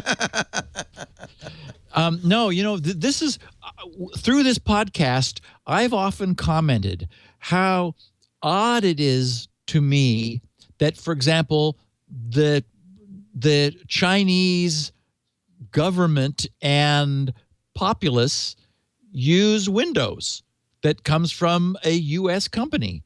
And we've talked about problems where routers were being infected either by unknown agents or, unfortunately, by our own NSA in transit in order to have them modified. I guess I'm sort of bemused. Right now at this point in time, we're all the whole Trans-Pacific trade agreement is in the news, where the president is negotiating to try to figure out how we extend trade and increase opportunities. And some of the people that we're trading with, as Brian notes, are diplomatically, politically hostile. Yet one of the things we're doing is we're swapping hardware that we cannot see inside of, that we can't see into. There was an article I ran across about a hand scanner that was coming from China that had malware embedded in it, such that it waited until it got plugged into a certain type of system and then infiltrated the network. And I mean, so this is not science fiction. This stuff is being found. So the problem with drives is that their firmware is not readable. So we don't know what's in there. And the drive manufacturers consider their firmware proprietary. Now, maybe at some point in the future, the technology will evolve to a point where we'll end up with something like open source drive firmware, the way we've sort of had open source everything else occurring over time. Though, now it used to be OSs were all closed source. That now very good ones are open source and so forth. So, I mean, and that might happen because if this becomes a big enough problem that people say, look, we're not going to buy a drive whose firmware we can't have vetted by a third party because there is just too much opportunity for real mischief. But the fact is, we're sort of in this phase now where the value to the attacker is rapidly increasing, and our true responsible management and oversight is hugely lacking. We're taking so much on faith that this stuff is what it says it is and isn't more. And we have no way of verifying it. I mean, of course, the famous expression is trust and verify. Well, all we can do is one of those two. And we really are, just hoping for the best. There's trust in everything. We've talked about this before. You can't drive down the street without trusting that the other guy is not going to cross the line and slam into you. Yep. Problem is, we're trusting people we don't know and don't trust. Yeah, and at a scale. That's the other thing too. Is it's if someone is suicidal and decides to take themselves out with your car, well, it's limited. They've taken you out too, but now they're done. Whereas if a nation state is able to infiltrate a vast number of networks. I mean, the problem is these things really scale, these sorts of attacks. Michael S. McElrath in Flint, Texas. Sounds like a flinty place. Worries about SSD warranty returns. I have an issue most users may not consider when returning warranted solid-state drives. They are prone to just quitting without any notice. No further access is possible. Bam, gone. My dead SSD is my personal company tax filings, my personal files, including bank and credit card information, my customer files, facility layouts, production data. In other words, crucially, privacy-sensitive content. Now it's dead. For the $200 cost of the drive, would you return it on the insurances that they will erase any information they find? TNO, SSDs must be encrypted at all times, especially during the warranty period. Thank you, Michael in Texas. So, it has been my experience, and I know it's been many people's experience, that SSDs, very much like hard drives, can fail in either of two ways. They can fail slowly, or they can just turn into a doorstop. I have seen SSDs that just, as Michael says, just bang. They're just gone. It stops being an SSD. Hard drives, notoriously, if like they have a head crash or the servoing mechanism dies, I mean, there are catastrophic ways for a hard drive. Did I say the spindle motor just doesn't spin anymore? Or the heads stick on the platter and refuse, with what's called stiction, refuse to allow the drive to spin up. Again, no more data coming off of that drive unless you can break that contact with the heads and the surface. So Michael's point is, and it's a good one, is that something to consider is if you intend to avail yourself of an SSD's warranty, there's all the more reason to apply external encryption. He didn't mention this, but drives today will have the security feature set, as it's called, which allows you, like typically the BIOS, to give the drive a password, which will then encrypt the contents of the drive. The problem is that can be removed at the factory. So it's a weak solution, one that specifically, if you're worried about the factory warrantying the drive and not poking around in it, you can't use. You need TrueCrypt or a similar add-on whole drive encryption solution. And so it's just something to consider that, again, if you want to take advantage of the warranty, if you're worried that a dead drive, which of course it's not really dead, they can certainly look at the chips and get the data off it exactly as Michael suggests. It's just dead to the interface for whatever reason. Who knows why? You might consider that it's worth putting your own external encryption on that drive, whole drive encryption that you add, because then it's just a drive full of noise. People may say, well, I'm not going to worry about warranty returns on my SSD. But you know where this really hits is on your smartphone. Because how often, it's not unusual at all that your smartphone dies and you bring it back to the store and they say, oh, yeah, sorry, here's a new one. Well, all your stuff's on there. So if you're using an iPhone, you're okay, right? Because Apple encrypts. Right.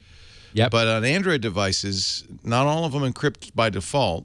Might be good to turn that on. Nexus 6 does, but others may not. Yep, and it's the same issue. Right. Exactly the same issue. Yeah. Yes.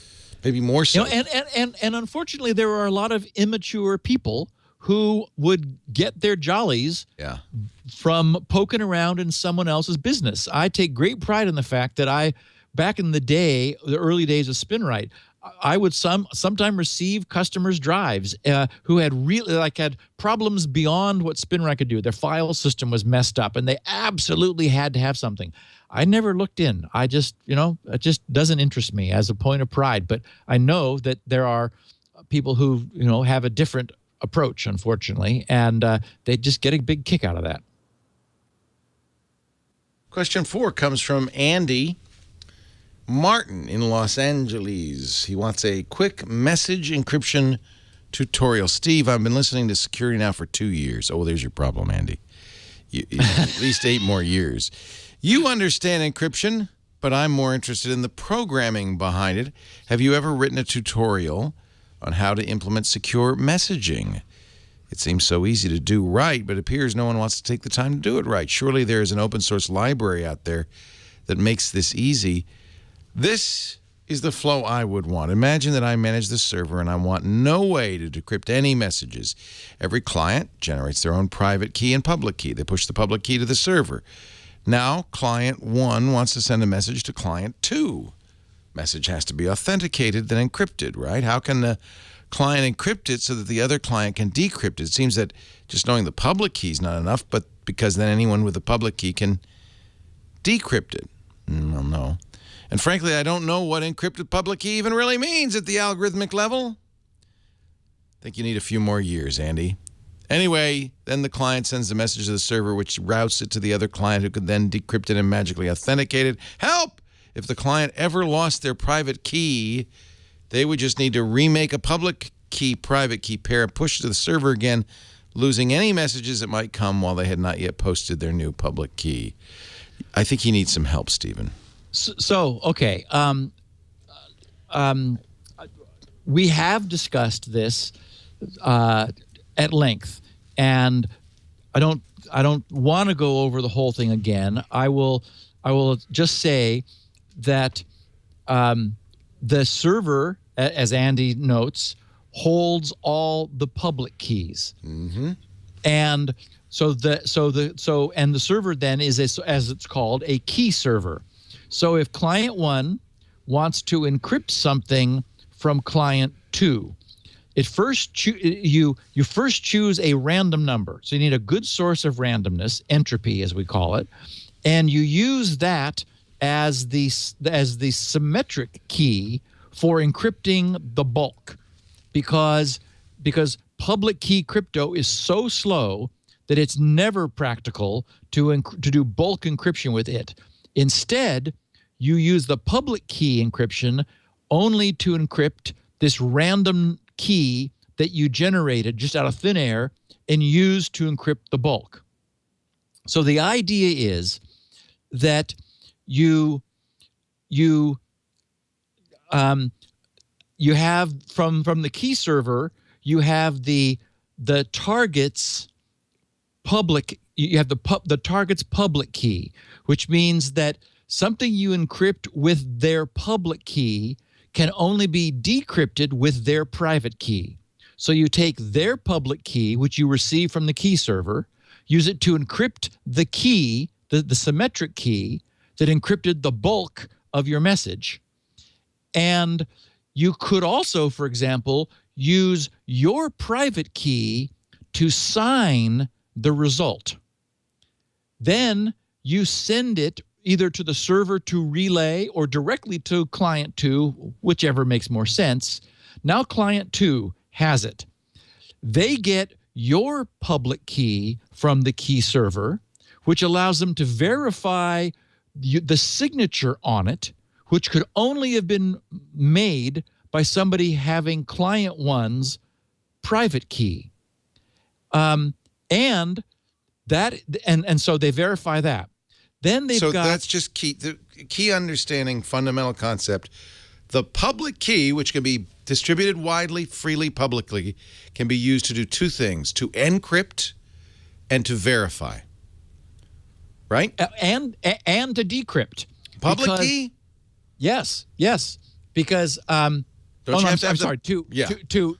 authenticate and encrypt. Encrypt and verify the signature. Yeah. Right. That's the key. That's important. The decryption requires the private, closely held, only I have it key. You don't let that one out of your sight.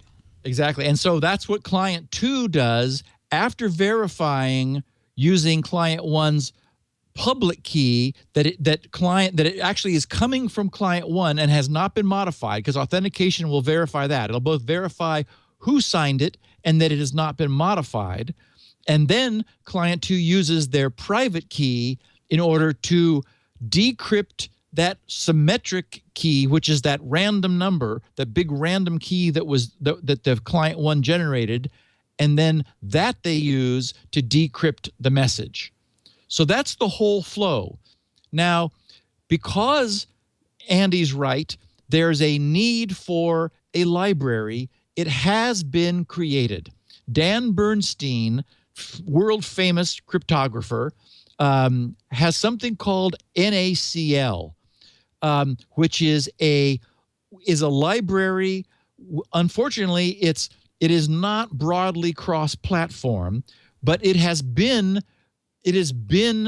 taken and extended and made absolutely cross-platform, and that's called libsodium. So GitHub has libsodium, libsodium, which is basically an API compatible recoding to be cross-platform of Dan Bernstein's NaCl. It has a simple API that does everything anyone wants. It uses the state-of-the-art, efficient elliptic curve crypto, and it's got functions like encapsulate this message with where here's the public key of the recipient, the private key of the sender, and I want you to encrypt it and authenticate it and give me the result. It does all the work for you. It's been heavily scrutinized. I'm using several of the functions for Squirrel, specifically the digital signature stuff, because that's what we need. Anyway, that's what you want to use. LibSodium from GitHub. And there's something also I just discovered called GitBook, which is for ebooks. And there is a beautiful LibSodium book on how to use LibSodium in the gitbook.com repository. So, and it's available in all kinds of ebook formats. So there's no excuse. Use that library, read that book. You'll have everything you need, Andy. What about OTR, off the record? Because that's used often for messaging. Right. So that's the requirements are different because that's a real-time protocol, and you need to have a real-time interchange between the endpoints. Right. This system that we just laid out is completely static. I mean, it's very much like the original PGP model. This approach has been around now for years. Right. And it solves all the criteria that he laid out for what he wants. And then the thing is, if you share your public key, as I do, and I don't know, do you share your public key? You should. Don't have one. You should make one. I'm going to send you an invite to this place, keybase.io. It's JavaScript based, although if you prefer, you could do it at the command line. That's what I do. It is a way to, you know what? It solves the problem of the key signing. Because one of the problems with PGP is it's a self-generated key. So you want to create a web of trust of people who've said, yes, that's Leo's key. I know that. This kind of solves that problem. You don't have to go to a key signing party, but you use your other things like your GitHub or your Twitter or your Reddit account or your website to validate that, yes, that's me, the Leo Laporte. And then on this site, I've got my key. So you can get from this, you can actually get my public key right there and add it to your keychain. That way you can do two things. Again, you can encrypt to me, not decrypt, but encrypt to me and authenticate messages from me and say, oh, yeah, Leo sent it and it's unchanged. Yeah, I guess I just don't have the need. I mean, I'll tell you why you might. Well, we talked about mini lock. I guess you could use that. Right. The idea that maybe somebody would want to send you a private message, and since you use Twitter, a public messaging system, they could use encryption to do that over Twitter or something like that. But again, I mean, no one ever has. So there you go. If you don't need it, don't have the problem. You don't need it. No. That solves that. Thank you, Andy. Jim in Grand Rapids coming up with an update on PCIe SSDs and AHCI NVMe. Whoa, well, it's about time. Actually, let's do it now. I can't stand the suspense. It's a quickie. It's a quickie. 2 weeks ago, you had a listener question about SpinRite and SSDs on the PCI Express bus. I know I'm the 8,000th person to point this out, but while most PCIe SSDs on the market now use the AHCI interface, the newest drives are using something called NVMe, or non-volatile memory express interfaces. Just a heads up. So, yes, Apple, in fact, is using the new NVMe on this latest MacBook. Yeah. Because it turns out that AHCI, powerful and fast as it is not as fast as you can make an SSD. That is, if you squeeze an SSD through a SATA interface, an SATA interface, they can go, 6 gigabits per second is as fast as SATA 3 will go. But an SSD, I mean, we're inherently kind of coming from a spinning media mindset where the SSD solid state disk. I mean, it's even got disk in its name. It sort of says, okay, there's all these disks in the world with this SATA interface. I want to be plug compatible with the SATA interface. So that's the way SSDs got into the market. And they were faster than spinning disks, but they still had this serial notion. That is, that the data would be transferred serially. So even at 6 gigabits per second, it turns out there's no reason for it to be serial. Essentially, it's just RAM. You can have it all right now. So what the designers, and this has been a few years in coming, there's an Intel spec, this NVMe interface, essentially, whereas AHCI,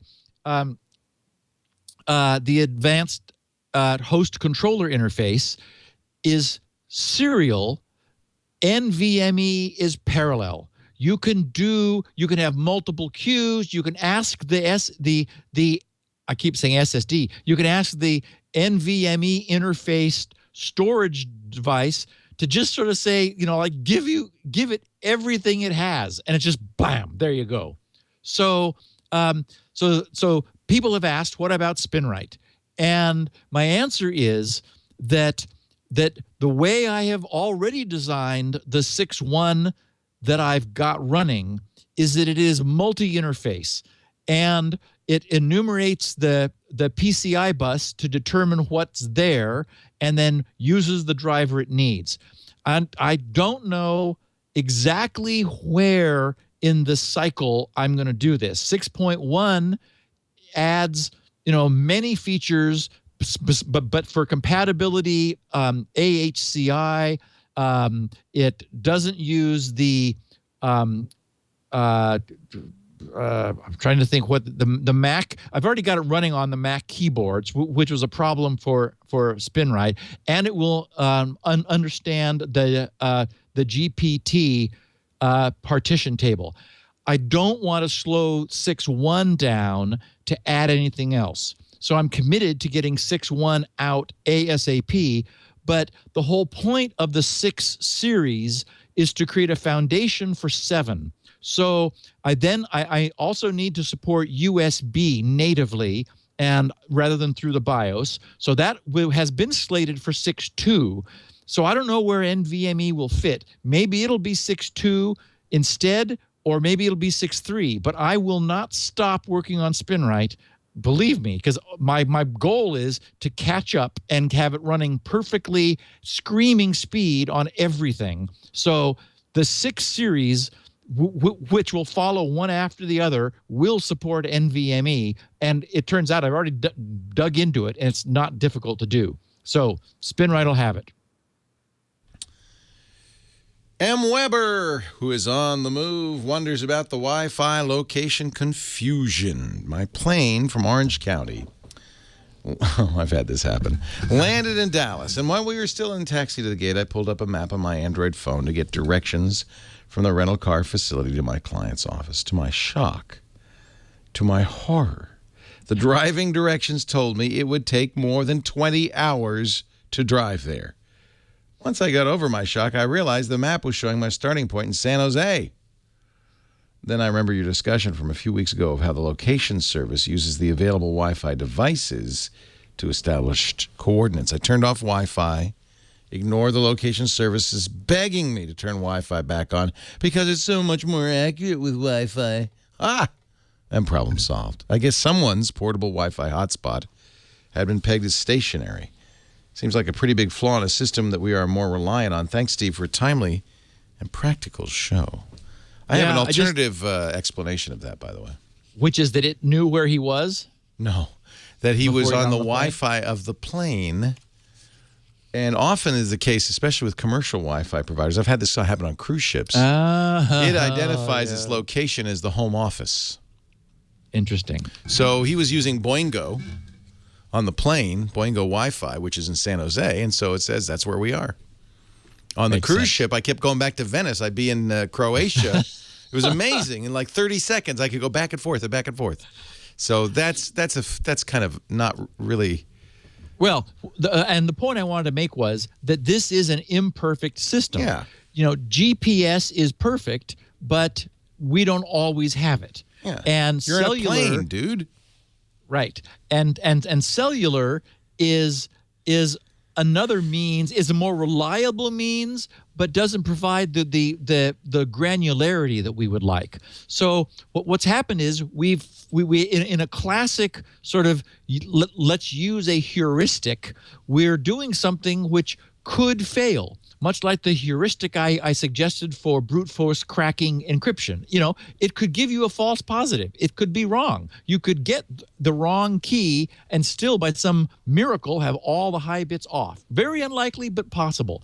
Similarly, hotspots, do move around. So, it's probably better than not using it. But you would hope, for example, that the software would look at all the hotspots in the area and see whether, first of all, they make sense. Like, does it make sense that all of these are in the same relative proximity to each other, and then reject the one which is clearly some sort of a crazy false positive, and then go from there. So, maybe the software could have been smarter, but it's a classic heuristic. If you think about it, if you're in a plane and you're enclosed in metal, you probably don't have access to other Wi-Fi, just the plane's Wi-Fi. GPS may not be working because you don't have line of sight to the sky. So it's going to use what it's got, which is the location of the Wi-Fi router, which is back in San Jose. It doesn't. The router in the plane doesn't identify where it is. It identifies where the internet's coming from or whatever, where the company was. And the Boingo, of course, is in San Jose. Right. So I think that's probably what it was. Yep, makes sense. It's a great conundrum, and I bet you have it. If as soon as it got a GPS signal, it would reject the spurious Wi-Fi signal. Yeah. And certainly by turning off Wi-Fi, you did that. You said no. Look and see where you are. Bad information coming in here. Right. Let's take a break. Come back with more. You have already agreed, by the way, to I hope to supply some cute little tips for the new screensavers. Absolutely, I have. We can record those after the show some week, and just, they can be little things like, turn off your whatever Wi-Fi, or don't, I don't know, whatever it is that you think would be important. I'm chatting with Jerry or Karsten or Lisa or gal. Tanya. Her name. We have so many producers I'm on the show. chatting with Tanya tomorrow morning about excellent about doing that. And then after a show some week, we'll record this. The new Screensavers launch is May 2nd, right after the radio show, about 3 p.m. Pacific, 6 p.m. Eastern Time. Talk about a lot of buzz. People are very, very excited. They're very happy. A lot of buzz going on in the Comcast headquarters, too, apparently, but that's another story. If you have an idea for the show, or we are actually looking for questions for our Help Me segment, you can email newscreensavers@twit.tv. And don't forget, we're going to be live 3 p.m. Pacific, 6 p.m. Eastern Time, 2200 UTC, Saturday, May 2nd. And we decided this is a great opportunity. One of the reasons we're doing it, we wanted to do a variety show so we could have little tips and stuff and bits from everybody. Our experience on New Year's Eve was what told us that. How did the dry run go on Sunday? Great. It's going to be a great show. Yeah. I think, it's going to be so much fun. Everybody's, people have wanted me to do this for 10 years. But now we have the horsepower to do it, I think. Yeah. So I'm excited. New screensavers at Twit. Actually, it says new screensavers, but I think screensavers@twit.tv is actually the email. I think this is wrong. Do screensavers@twit.tv. Unless we've got two addresses. Our show today brought to you by Braintree. We were talking about how we like to do ads that are of use to our audience. Braintree is an example of an advertiser that is of specific use to anybody who's doing mobile development. One of the things everybody wants to do is to be able to take money, to take payments. And Braintree, with their new V.0 SDK, makes it so easy, just a matter of a few lines, to integrate online payments into your mobile app. And I don't mean just any online payments. I mean every online payment. You can take Bitcoin. You can take Apple Pay. You can take Venmo, PayPal, credit cards, everything. I want you to go to BraintreePayments.com/securitynow. Braintree Payments. I'm typing it in as I speak. braintree.com/security now. You can find out all about the V.0 SDK. I mean, literally integrating payments into your app is going to take minutes. And you know, if you don't have time, they'll handle it for you. Or walk you through it. It supports all the big languages, .NET, Node.js, Java, Perl, PHP, Python, Ruby, of course, Android, iOS, JavaScript, absolutely. Let me type in this, braintreepayments.com/security now. The code is elegant. Documentation is excellent. They have a sandbox on the website if you want to take a look at it. And, you know, if it makes you feel better, everybody uses it. Everybody. Airbnb, Uber uses it, and Lyft use it. Now, that tells you something. If these arch rivals both use it. GitHub started with Braintree, and Braintree grew with them from 0 to 60. It's a StubHub. It's incredible. BraintreePayments.com/security now. And with 10 lines of in-app code, you can just make it happen now, today. And here's an extra special reason to do that. Your first $50,000 in transactions are fee-free when you go to BraintreePayments.com/security now. That's kind of empowering the startup. The little gal or guy who wants to create a mobile payments platform within their app. You don't have to worry about fees for the first $50,000. And when you make $50,000, well, I think you're ready to go. BraintreePayments.com/security now. Get your app going. Yabba dabba doo. All right, more questions for Steve Areno, starting with Patrick in central Minnesota. He wants to remove RC4. I want it gone. What? In the last two podcasts, you've described the unfathomable realization that many banking sites, like Bank of America, are using the bad RC4 cipher as their main communication medium. You also described how a browser offers a list of ciphers to the bank's server, and then it chooses one. In theory, the best of the bunch, but apparently sometimes the bad one, RC4. So, can I just remove that from the list? In fact, let's take all the weak ciphers out of the list. So my browser just says, hey, I don't do that. And then Bank of America will be forced to choose a better one. If I can't get rid of RC4, I configure my browser to not even mention it in the cipher list? Seems like this would solve a lot of problems. And if a site only accepts RC4, well, I don't want to talk to it anyway. As a side note, I've been a listener of Leo's shows since day one. I got hooked on Leo from Tech TV until that channel went belly up without any explanation as to why it was suddenly gone. Oh, I could tell you some stories, my friend. Every so often, I'd Google him to see what he was up to, and then one day he made his first podcast with some of the old crew. Those first ones were kind of crazy, but his personality always carried a lot of weight on the show. Thank you. Wow, he's come a long way. I'm sure glad you two found each other. Thank you for many, many years of netcasts. With a wink to Leo. So, okay. So, first of all, I realized why banks had RC4. Oh, why? First in the list. Not quite as unfathomable as I had been saying. It probably has something to do with IE6 or something. Actually, it has to do with some of the attacks that we found, like Beast, which were attacks on the block ciphers. Block ciphers, like, well, any of the block ciphers, like AES, use some sort of a mode like cipher block chaining mode. And as we've covered on the podcast, various little nicks have appeared in those where if the attacker has access to the communications and can generate lots of bandwidth, there are games that they can play that the block cipher modes are specifically vulnerable to, Beast being the first one.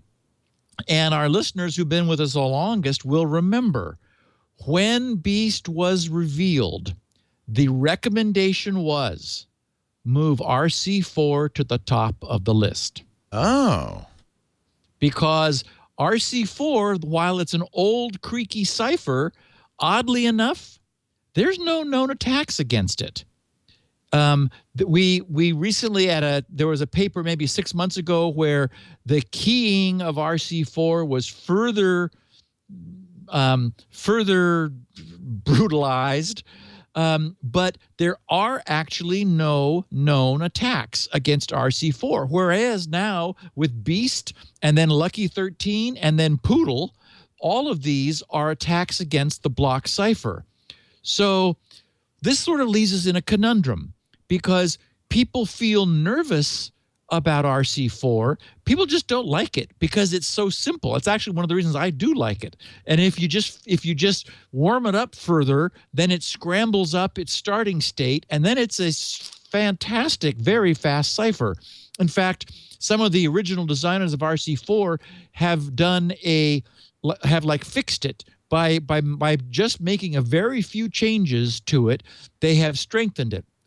But people are just not liking a stream cipher. What's different is that it is a stream cipher. It produces a pseudo-random bit stream which you XOR your plain text with to get the ciphertext, which is different from a block cipher that takes your plain text in chunks of bits, in blocks, and then mutates that block into a different block and then does some fancy interblock linking in order to create the so-called chain.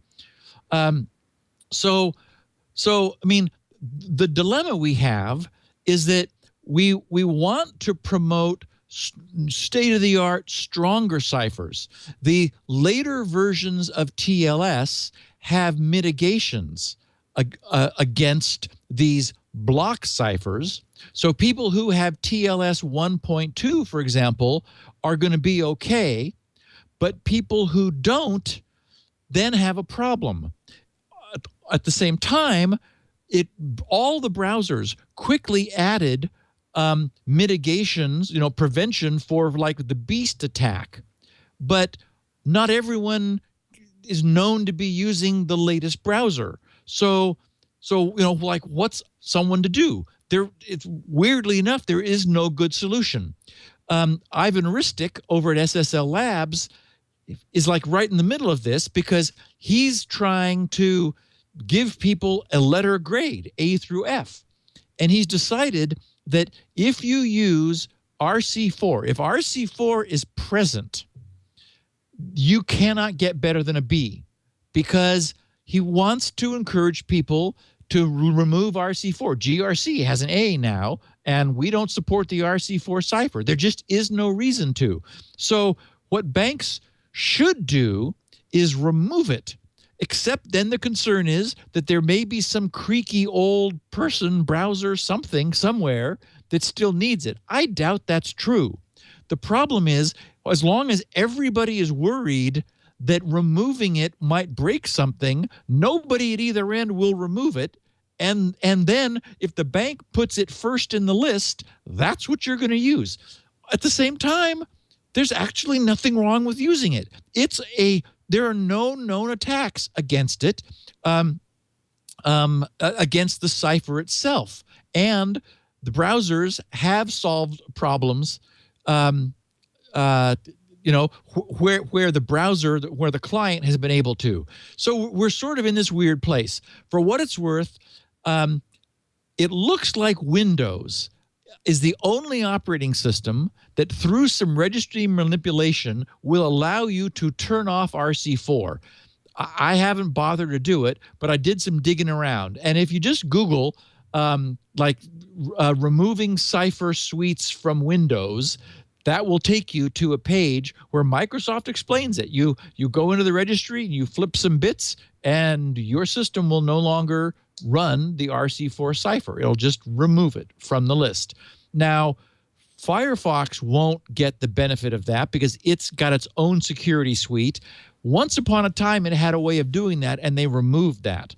So there's no way now to take it out in Firefox. But not so fast. Oh, yeah? It looks like Aurora, the development edition, has added that. In fact, disables use of RC4 except for temporarily whitelisted hosts. Nice. So it's back, baby. This is Aurora is the developer edition, right? Nice. Yeah. So we're right on the edge of like making this transition. If you use Firefox or Windows. Yeah. I and bet so, you well, Google and others will follow suit, right? yeah, I think people are just getting to the point where it's like, okay, it's just time to stop using it. And what Ivan is going to do at SSL Labs is, like, I think by September of this year, if you still offer it on your server, you get an F. Good. He's gonna deprecate servers this summer to a D, and if it's still there in September, F. It's just time to yank it, because what you really want to do is just stop using it. Just let's not use it, then we don't have that whole issue. Chat room has also given me a link to this Microsoft Security Advisory update for disabling RC4. Not Nice. sure when this went out, but it was for all versions of Windows from 7 and up. And it gives you some information, as you said, for what to modify in the registry to completely disable RC4. Yep. So you can do that, So it as can you be said. done. Yep. Good news. I'm really glad you had that question. Very interesting. Tim Trott, Mariana, Florida, continues the conversation. Wonders about SSL and a shared server. SSL requires a dedicated IP address. I run a server at cybershoot.com where all, except e-commerce sites, are on a shared IP address. I've been assigned 16 IPs for a total of 185 plus websites. Wow.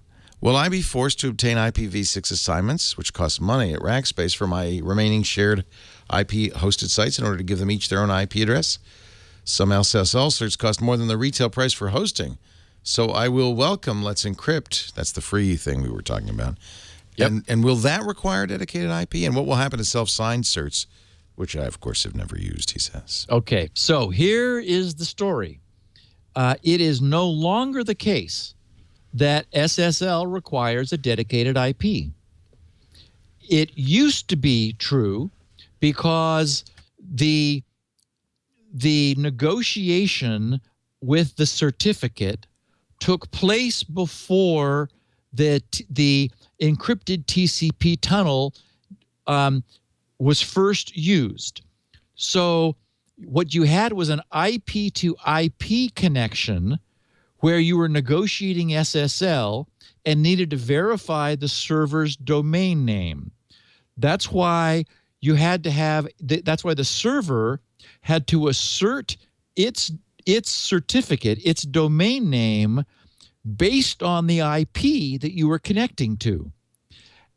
Since it wasn't until that was done that the web server could then make a query with the host's header and say, hi, I'm hoping that I'm going to www.google.com. So consequently, the IP address had to be bound to the certificate. That changed with TLS. There's something called SNI. I want to say server name. I'm blanking on the acronym SNI, server name indication, and that is an option which has always been available, starting with TLS, which solves this problem completely. And it was somewhat worrisome maybe 5 years ago, but everybody now supports at least TLS 1.0. Which is essentially SSL 3.0, but again, has additional features. TLS 1.0 and on allows the initial handshake from the client to the server to have an extension field saying, I'm going to be connecting to www.google.com. That is the domain name for the first time ever, not just the IP, is in the handshake, which allows a multi-homed server hosting many different websites to recognize that extension field and then supply from an array of certificates that it has. Go look up server name indication on Wikipedia, and you'll see a list of all the browsers and all the servers that support it at each end. Basically, everybody supports it at each end. So it is now something, Tim, that you are safe to use. So you could put all your commercial sites with free certificates from Let's Encrypt behind one IP if you wanted to. And an update, we were talking a little bit about how the challenge that we were having going HTTPS on twit.tv because we use so many different caching. Well, it's not just caching. You know, I totaled it up. We have a CDN, that's CacheFly. And of course, we will be pulling from that if you want to watch the video or listen to the audio on the website. We have an API server, apiary. The website is served from a Node.js hosting service called Heroku, and the API itself is served from a Drupal host called Acquia. So at least 4. There may be others involved. Yeah. However, thank you for bringing up the issue because I did at our Scrum last week. The next day, I said to the developers, what's the story? Yeah, hey, you think we could go HTTPS? And they very strongly said, yes, we should do that. Matt, who's great, a really good programmer, said, yeah, I strongly encourage you to do that. And they came back and they said, we can do this. It's not as hard as we thought. He said, let me look into it because, yeah, you're right. It raises some issues. Not as hard as we thought. There's some chaining or something. And it's going to cost us another $2,000 for the time involved in doing that, which is nothing. As far as I'm concerned, 1% of the total cost, less than, and well worth it. So we will be HTTPS everywhere. Using DigiCert EV certificates. With a DigiCert EV, which is really neat. Wonderful. Yeah, so we'll be green. We won't just be HTTPS. Yep. We'll be green, baby. Yep, baby. Proud of that. So it was great. The developers said, yes, thank you for asking. Nice. We will do this. Yeah, nice. So that was good. Joe Leba, question 9, in metropolitan Detroit says, but of TrueCrypt. Steve, apparently I missed something somewhere. I remember you saying there was no legal way for anyone to fork the TrueCrypt source code, but it sounds like someone, not just one, many, are going to be doing just that. I think it would be great, but what happened to make this possible? TrueCrypt, we did point out, is not actually open source. No, it's not. It's open license. And people are just doing it anyway because what are they going to do? It's come out there. Out of the dark and sue you? Yeah, I mean, it is absolutely true. The letter of the law of the TrueCrypt license says this is yours to inspect, but not to modify. And so they were making it available in exactly in the open source spirit of that you've often talked about, Leo, of we need to be able to inspect it. And doubtless they were helped by people over the years finding problems in the source. And look at the audit. It found some problems. Nothing major, but better to have found them than not, only because it didn't need to be reverse engineered. It was open source. The license says you can't change it. Well, the developers also said, and we're going away, and you're never going to, we're going to remain anonymous, and you're never going to find out who we are, and we're not supporting any longer. So people are like, well, fine, we're going to take it and keep it alive. And my suspicion is the existing developers would embrace that. Yes, I think again, there's their officially stated policy, and there's their fine. Right. We made it very clear we are disassociated with it. Nobody come crying to us. They're done. Yep. But that's a good question because we did say that. We were talking about that. Yeah. Last question. It's been reaffirmed. Robert Lowry of Kansas. Steve and Leo, thanks for the great podcast. I've been a listener for blah, blah, blah. Spin right, save my bacon, blah, blah, blah. Fan, blah, blah, blah. I want to turn the tables a bit and ask Leo a question. You occasionally mention you enjoy programming, and you're obviously able to converse with Steve about some fairly in-depth programming topics. I'm curious what you use your programming skills to create. What languages are you most comfortable using? If you're going to set up or get up to speed in a new language, how do you approach learning? Have a great day. Get out and grill. Believe me, Robert, I am. Robert in Kansas, he's obviously a beef farmer. Well, we know you love assembly language. Yep, that's my language. But you're a professional programmer. I am the farthest thing from a professional programmer. I'm a hobbyist. I love it. I did write some software that was relatively widely used, but it's been many moons, more than 20, almost 30 years ago. in assembly language for the Macintosh, for the early Macintosh. That's right, 68,000. I was running a BBS, and one of the first I wrote two things that I released to the world. Open source, by the way, before there was even open source. I just made a public domain and published the source code. 68,000 assemblers, beautiful. Yep. But I loved C, and I learned C somewhere. Yeah, I have my Kernighan and Ritchie right here. This is actually this is not the original. The original is so beaten up that I actually bought a second copy of this. So C was my first. Basic was my first language on Atari. I learned assembly, which assembly is beautiful. I agree with you. I love assembly, and there's something magical about getting down to how the machine works. That there's just nothing below it. Yeah. And it's useful, very useful in understanding that. And then C, I loved fourth, believe it or not, but that's when it started becoming a hobby, right? That's when it was like, I just collect these, and I do collect languages, and I have books on every possible language.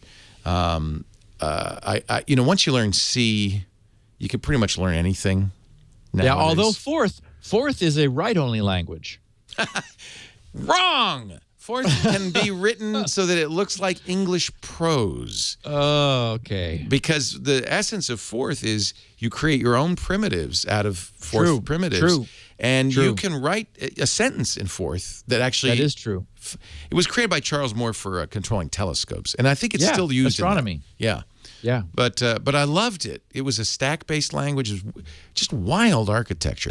And there's like it pops up like there's something to do with UEFI has like a fourth interpreter in it. Because fourth is good and embedded because it's compact. Yes. Very compact. So most languages are like C, they're imperative languages. But you go back to fourth, and even earlier you go back to Lisp. These are languages that are very different. So believe it or not, I've been learning Lisp. Is my new thing is Common Lisp. I decided I want to go back to the beginning, a language as old as I am. And in fact, Lisp in particular has a really rich heritage. I mean, it is amazing. And for it to have continued the way it has for so many years. Yeah. I mean, because it is in a class of its own.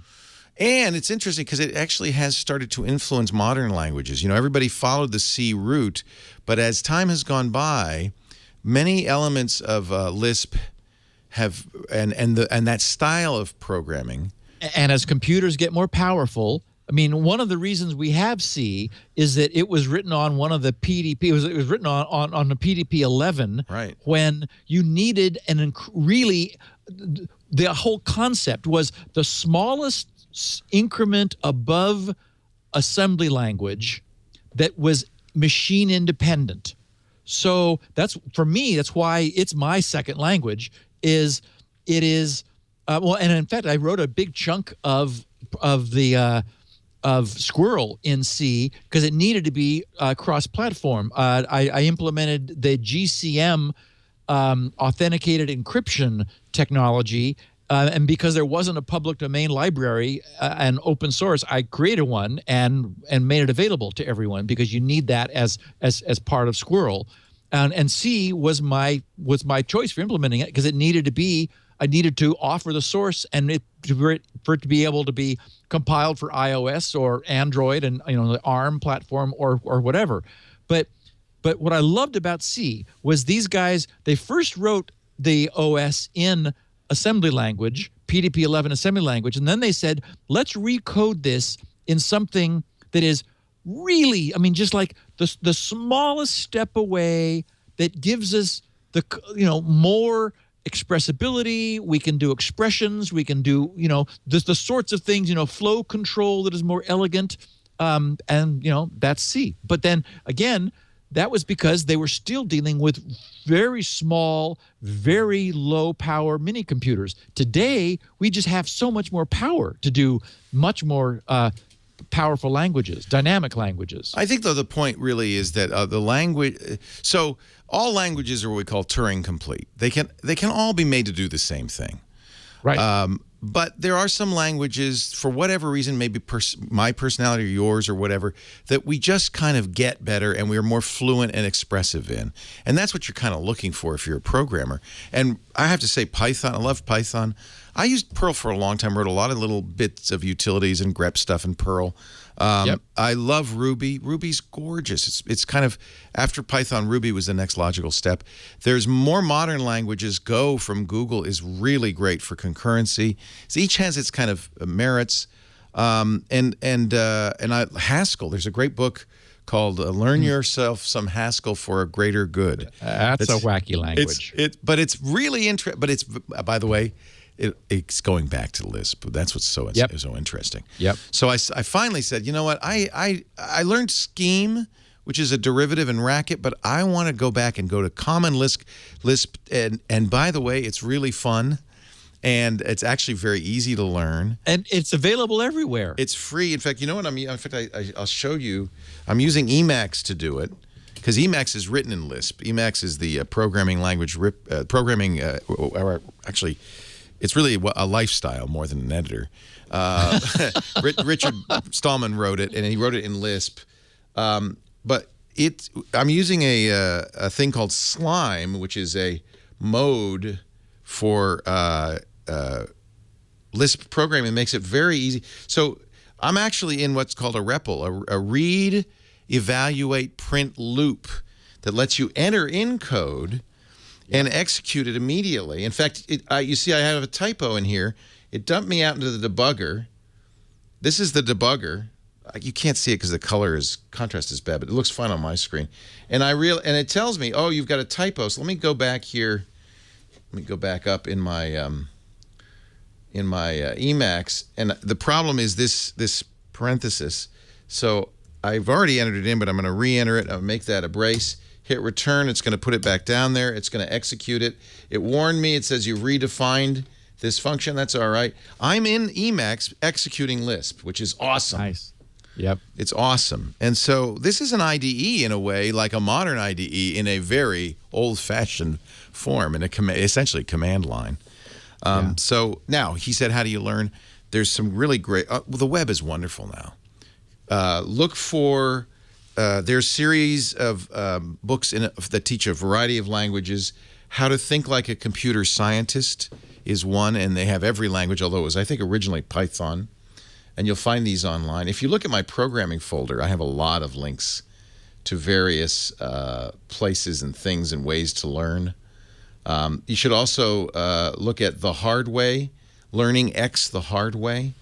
This is a style of teaching, and many different languages have Learning X the Hard Way books. It's really fun. There's a lot of if you want to learn. Of course, there's Code Academy. They teach JavaScript, which is not a bad language to learn. You taught yourself JavaScript, Steve. Was it hard? Yep. No, it's very C-like, isn't it? I've been programming forever, but yeah. Yeah, but it's a C. Well, you know what the rule about programming is? You got to do it every day, at least an hour or two every day. Because then, if you don't, you have to relearn the language. Randall Schwartz told me this. He's a Perl guru. Yeah. Randall is such a guru. That's especially true for Perl. Yeah. Because you forget, if you don't do it for 4 days, Lord. you got to get the book out.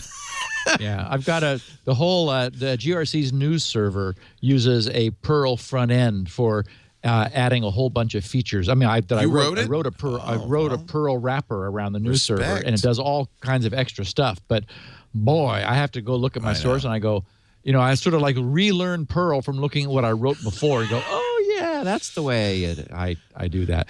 What I would say, and from answering the question of how you learn a language, is start with a book and read it until you start getting antsy.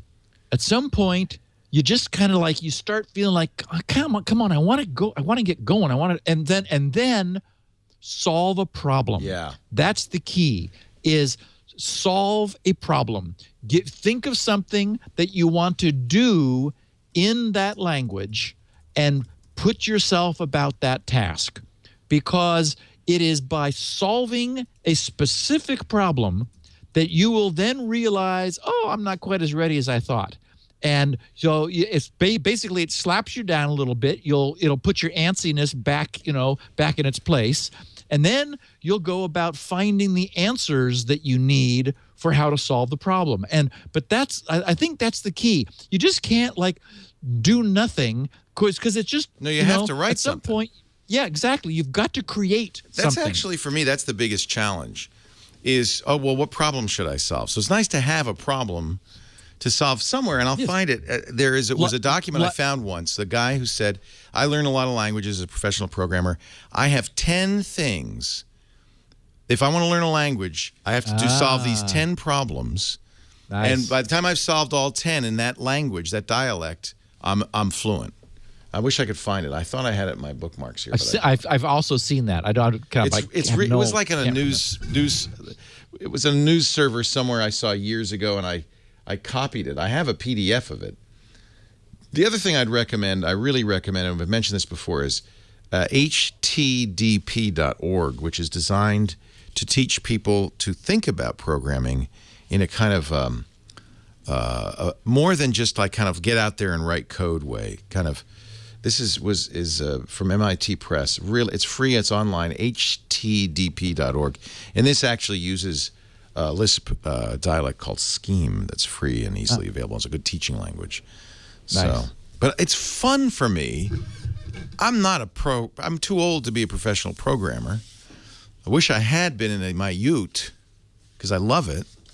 But it's kind of like doing crossword puzzles. What was the kids' programming language that Alan Kay did? There was he did Logo, Turtle Graphics, but I think you're thinking of Smalltalk. And then Scratch. Scratch. Scratch is what I was thinking of. Yes, Scratch is a Smalltalk. Logo, then Smalltalk, then Scratch was a Smalltalk variant. And Scratch is still there. A great place to go is scratch.mit.edu.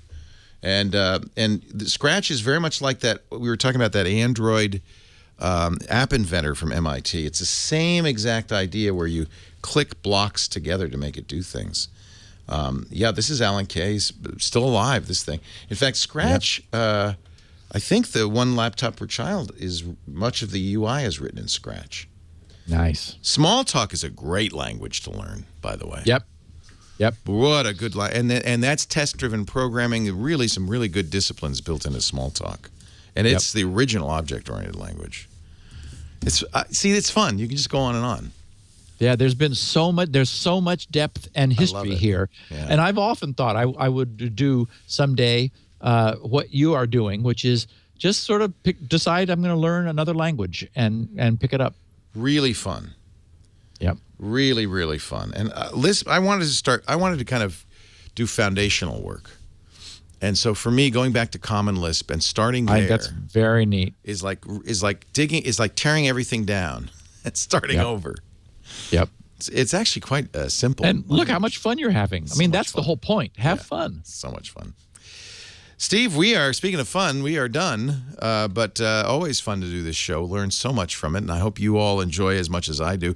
We do Security Now every Tuesday, right after Mac Break Weekly, about 1:30 Pacific, 4:30 Eastern Time, 20:30 UTC at live.twit.tv. Please tune in. Love it when you're in the chat room. It's really adds to the show for me. And then, of course, you can participate in other ways. Steve is on the Twitter, at SGGRC. You can send him questions there or comments or suggestions. He reads those. If you have questions for the show itself, you can go to grc.com/feedback and fill out the form there. That's the best way. Steve also has lots of other stuff at GRC, including SpinRite, the world's best hard drive maintenance utility.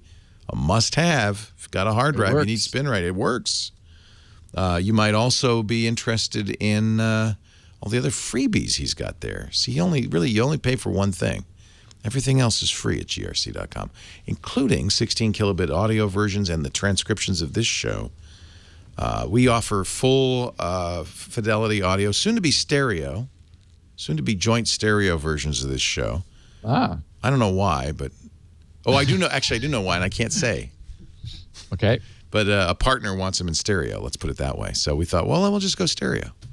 So Steve will be slightly left, I'll be slightly right, or something. Interesting.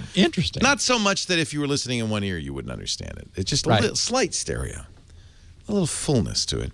We also have video if you want to watch. It's a fascinating thing to watch. You can see Steve's blinking lights from his PDP-8. Those are all at twit.tv/SN, or look for Security Now on all your favorite podcatchers and the Twit apps and all of that stuff. Steve, always a pleasure. Well, and next week, I have read Matt Blaze's testimony that he'll be giving to Congress tomorrow, and this is the whole issue of government's back door or front door or golden key or whatever. And there's some subtlety to it, but some really good points that he makes. And so it's my intention to share his testimony with our audience for next week's podcast. I think everyone will find it really interesting. And so we'll do that, and then we'll spend the rest of the podcast talking about it. Oh, I can't wait. Yeah. Because, I mean, this is really the big question. Yeah. You know, is our legal system going to force people, force encryption technologies to have some way for law enforcement to decrypt? The government and law enforcement desperately want it. And everybody who understands why it's a bad idea, even those who aren't concerned about privacy, but actually understands why it's a bad idea. Matt understands it, and he raises some points that I had never considered. And so I think it's going to be a fascinating podcast. Oh, I can't wait. Next week. Yep. See you later, Steve. Thanks, my friend. Security.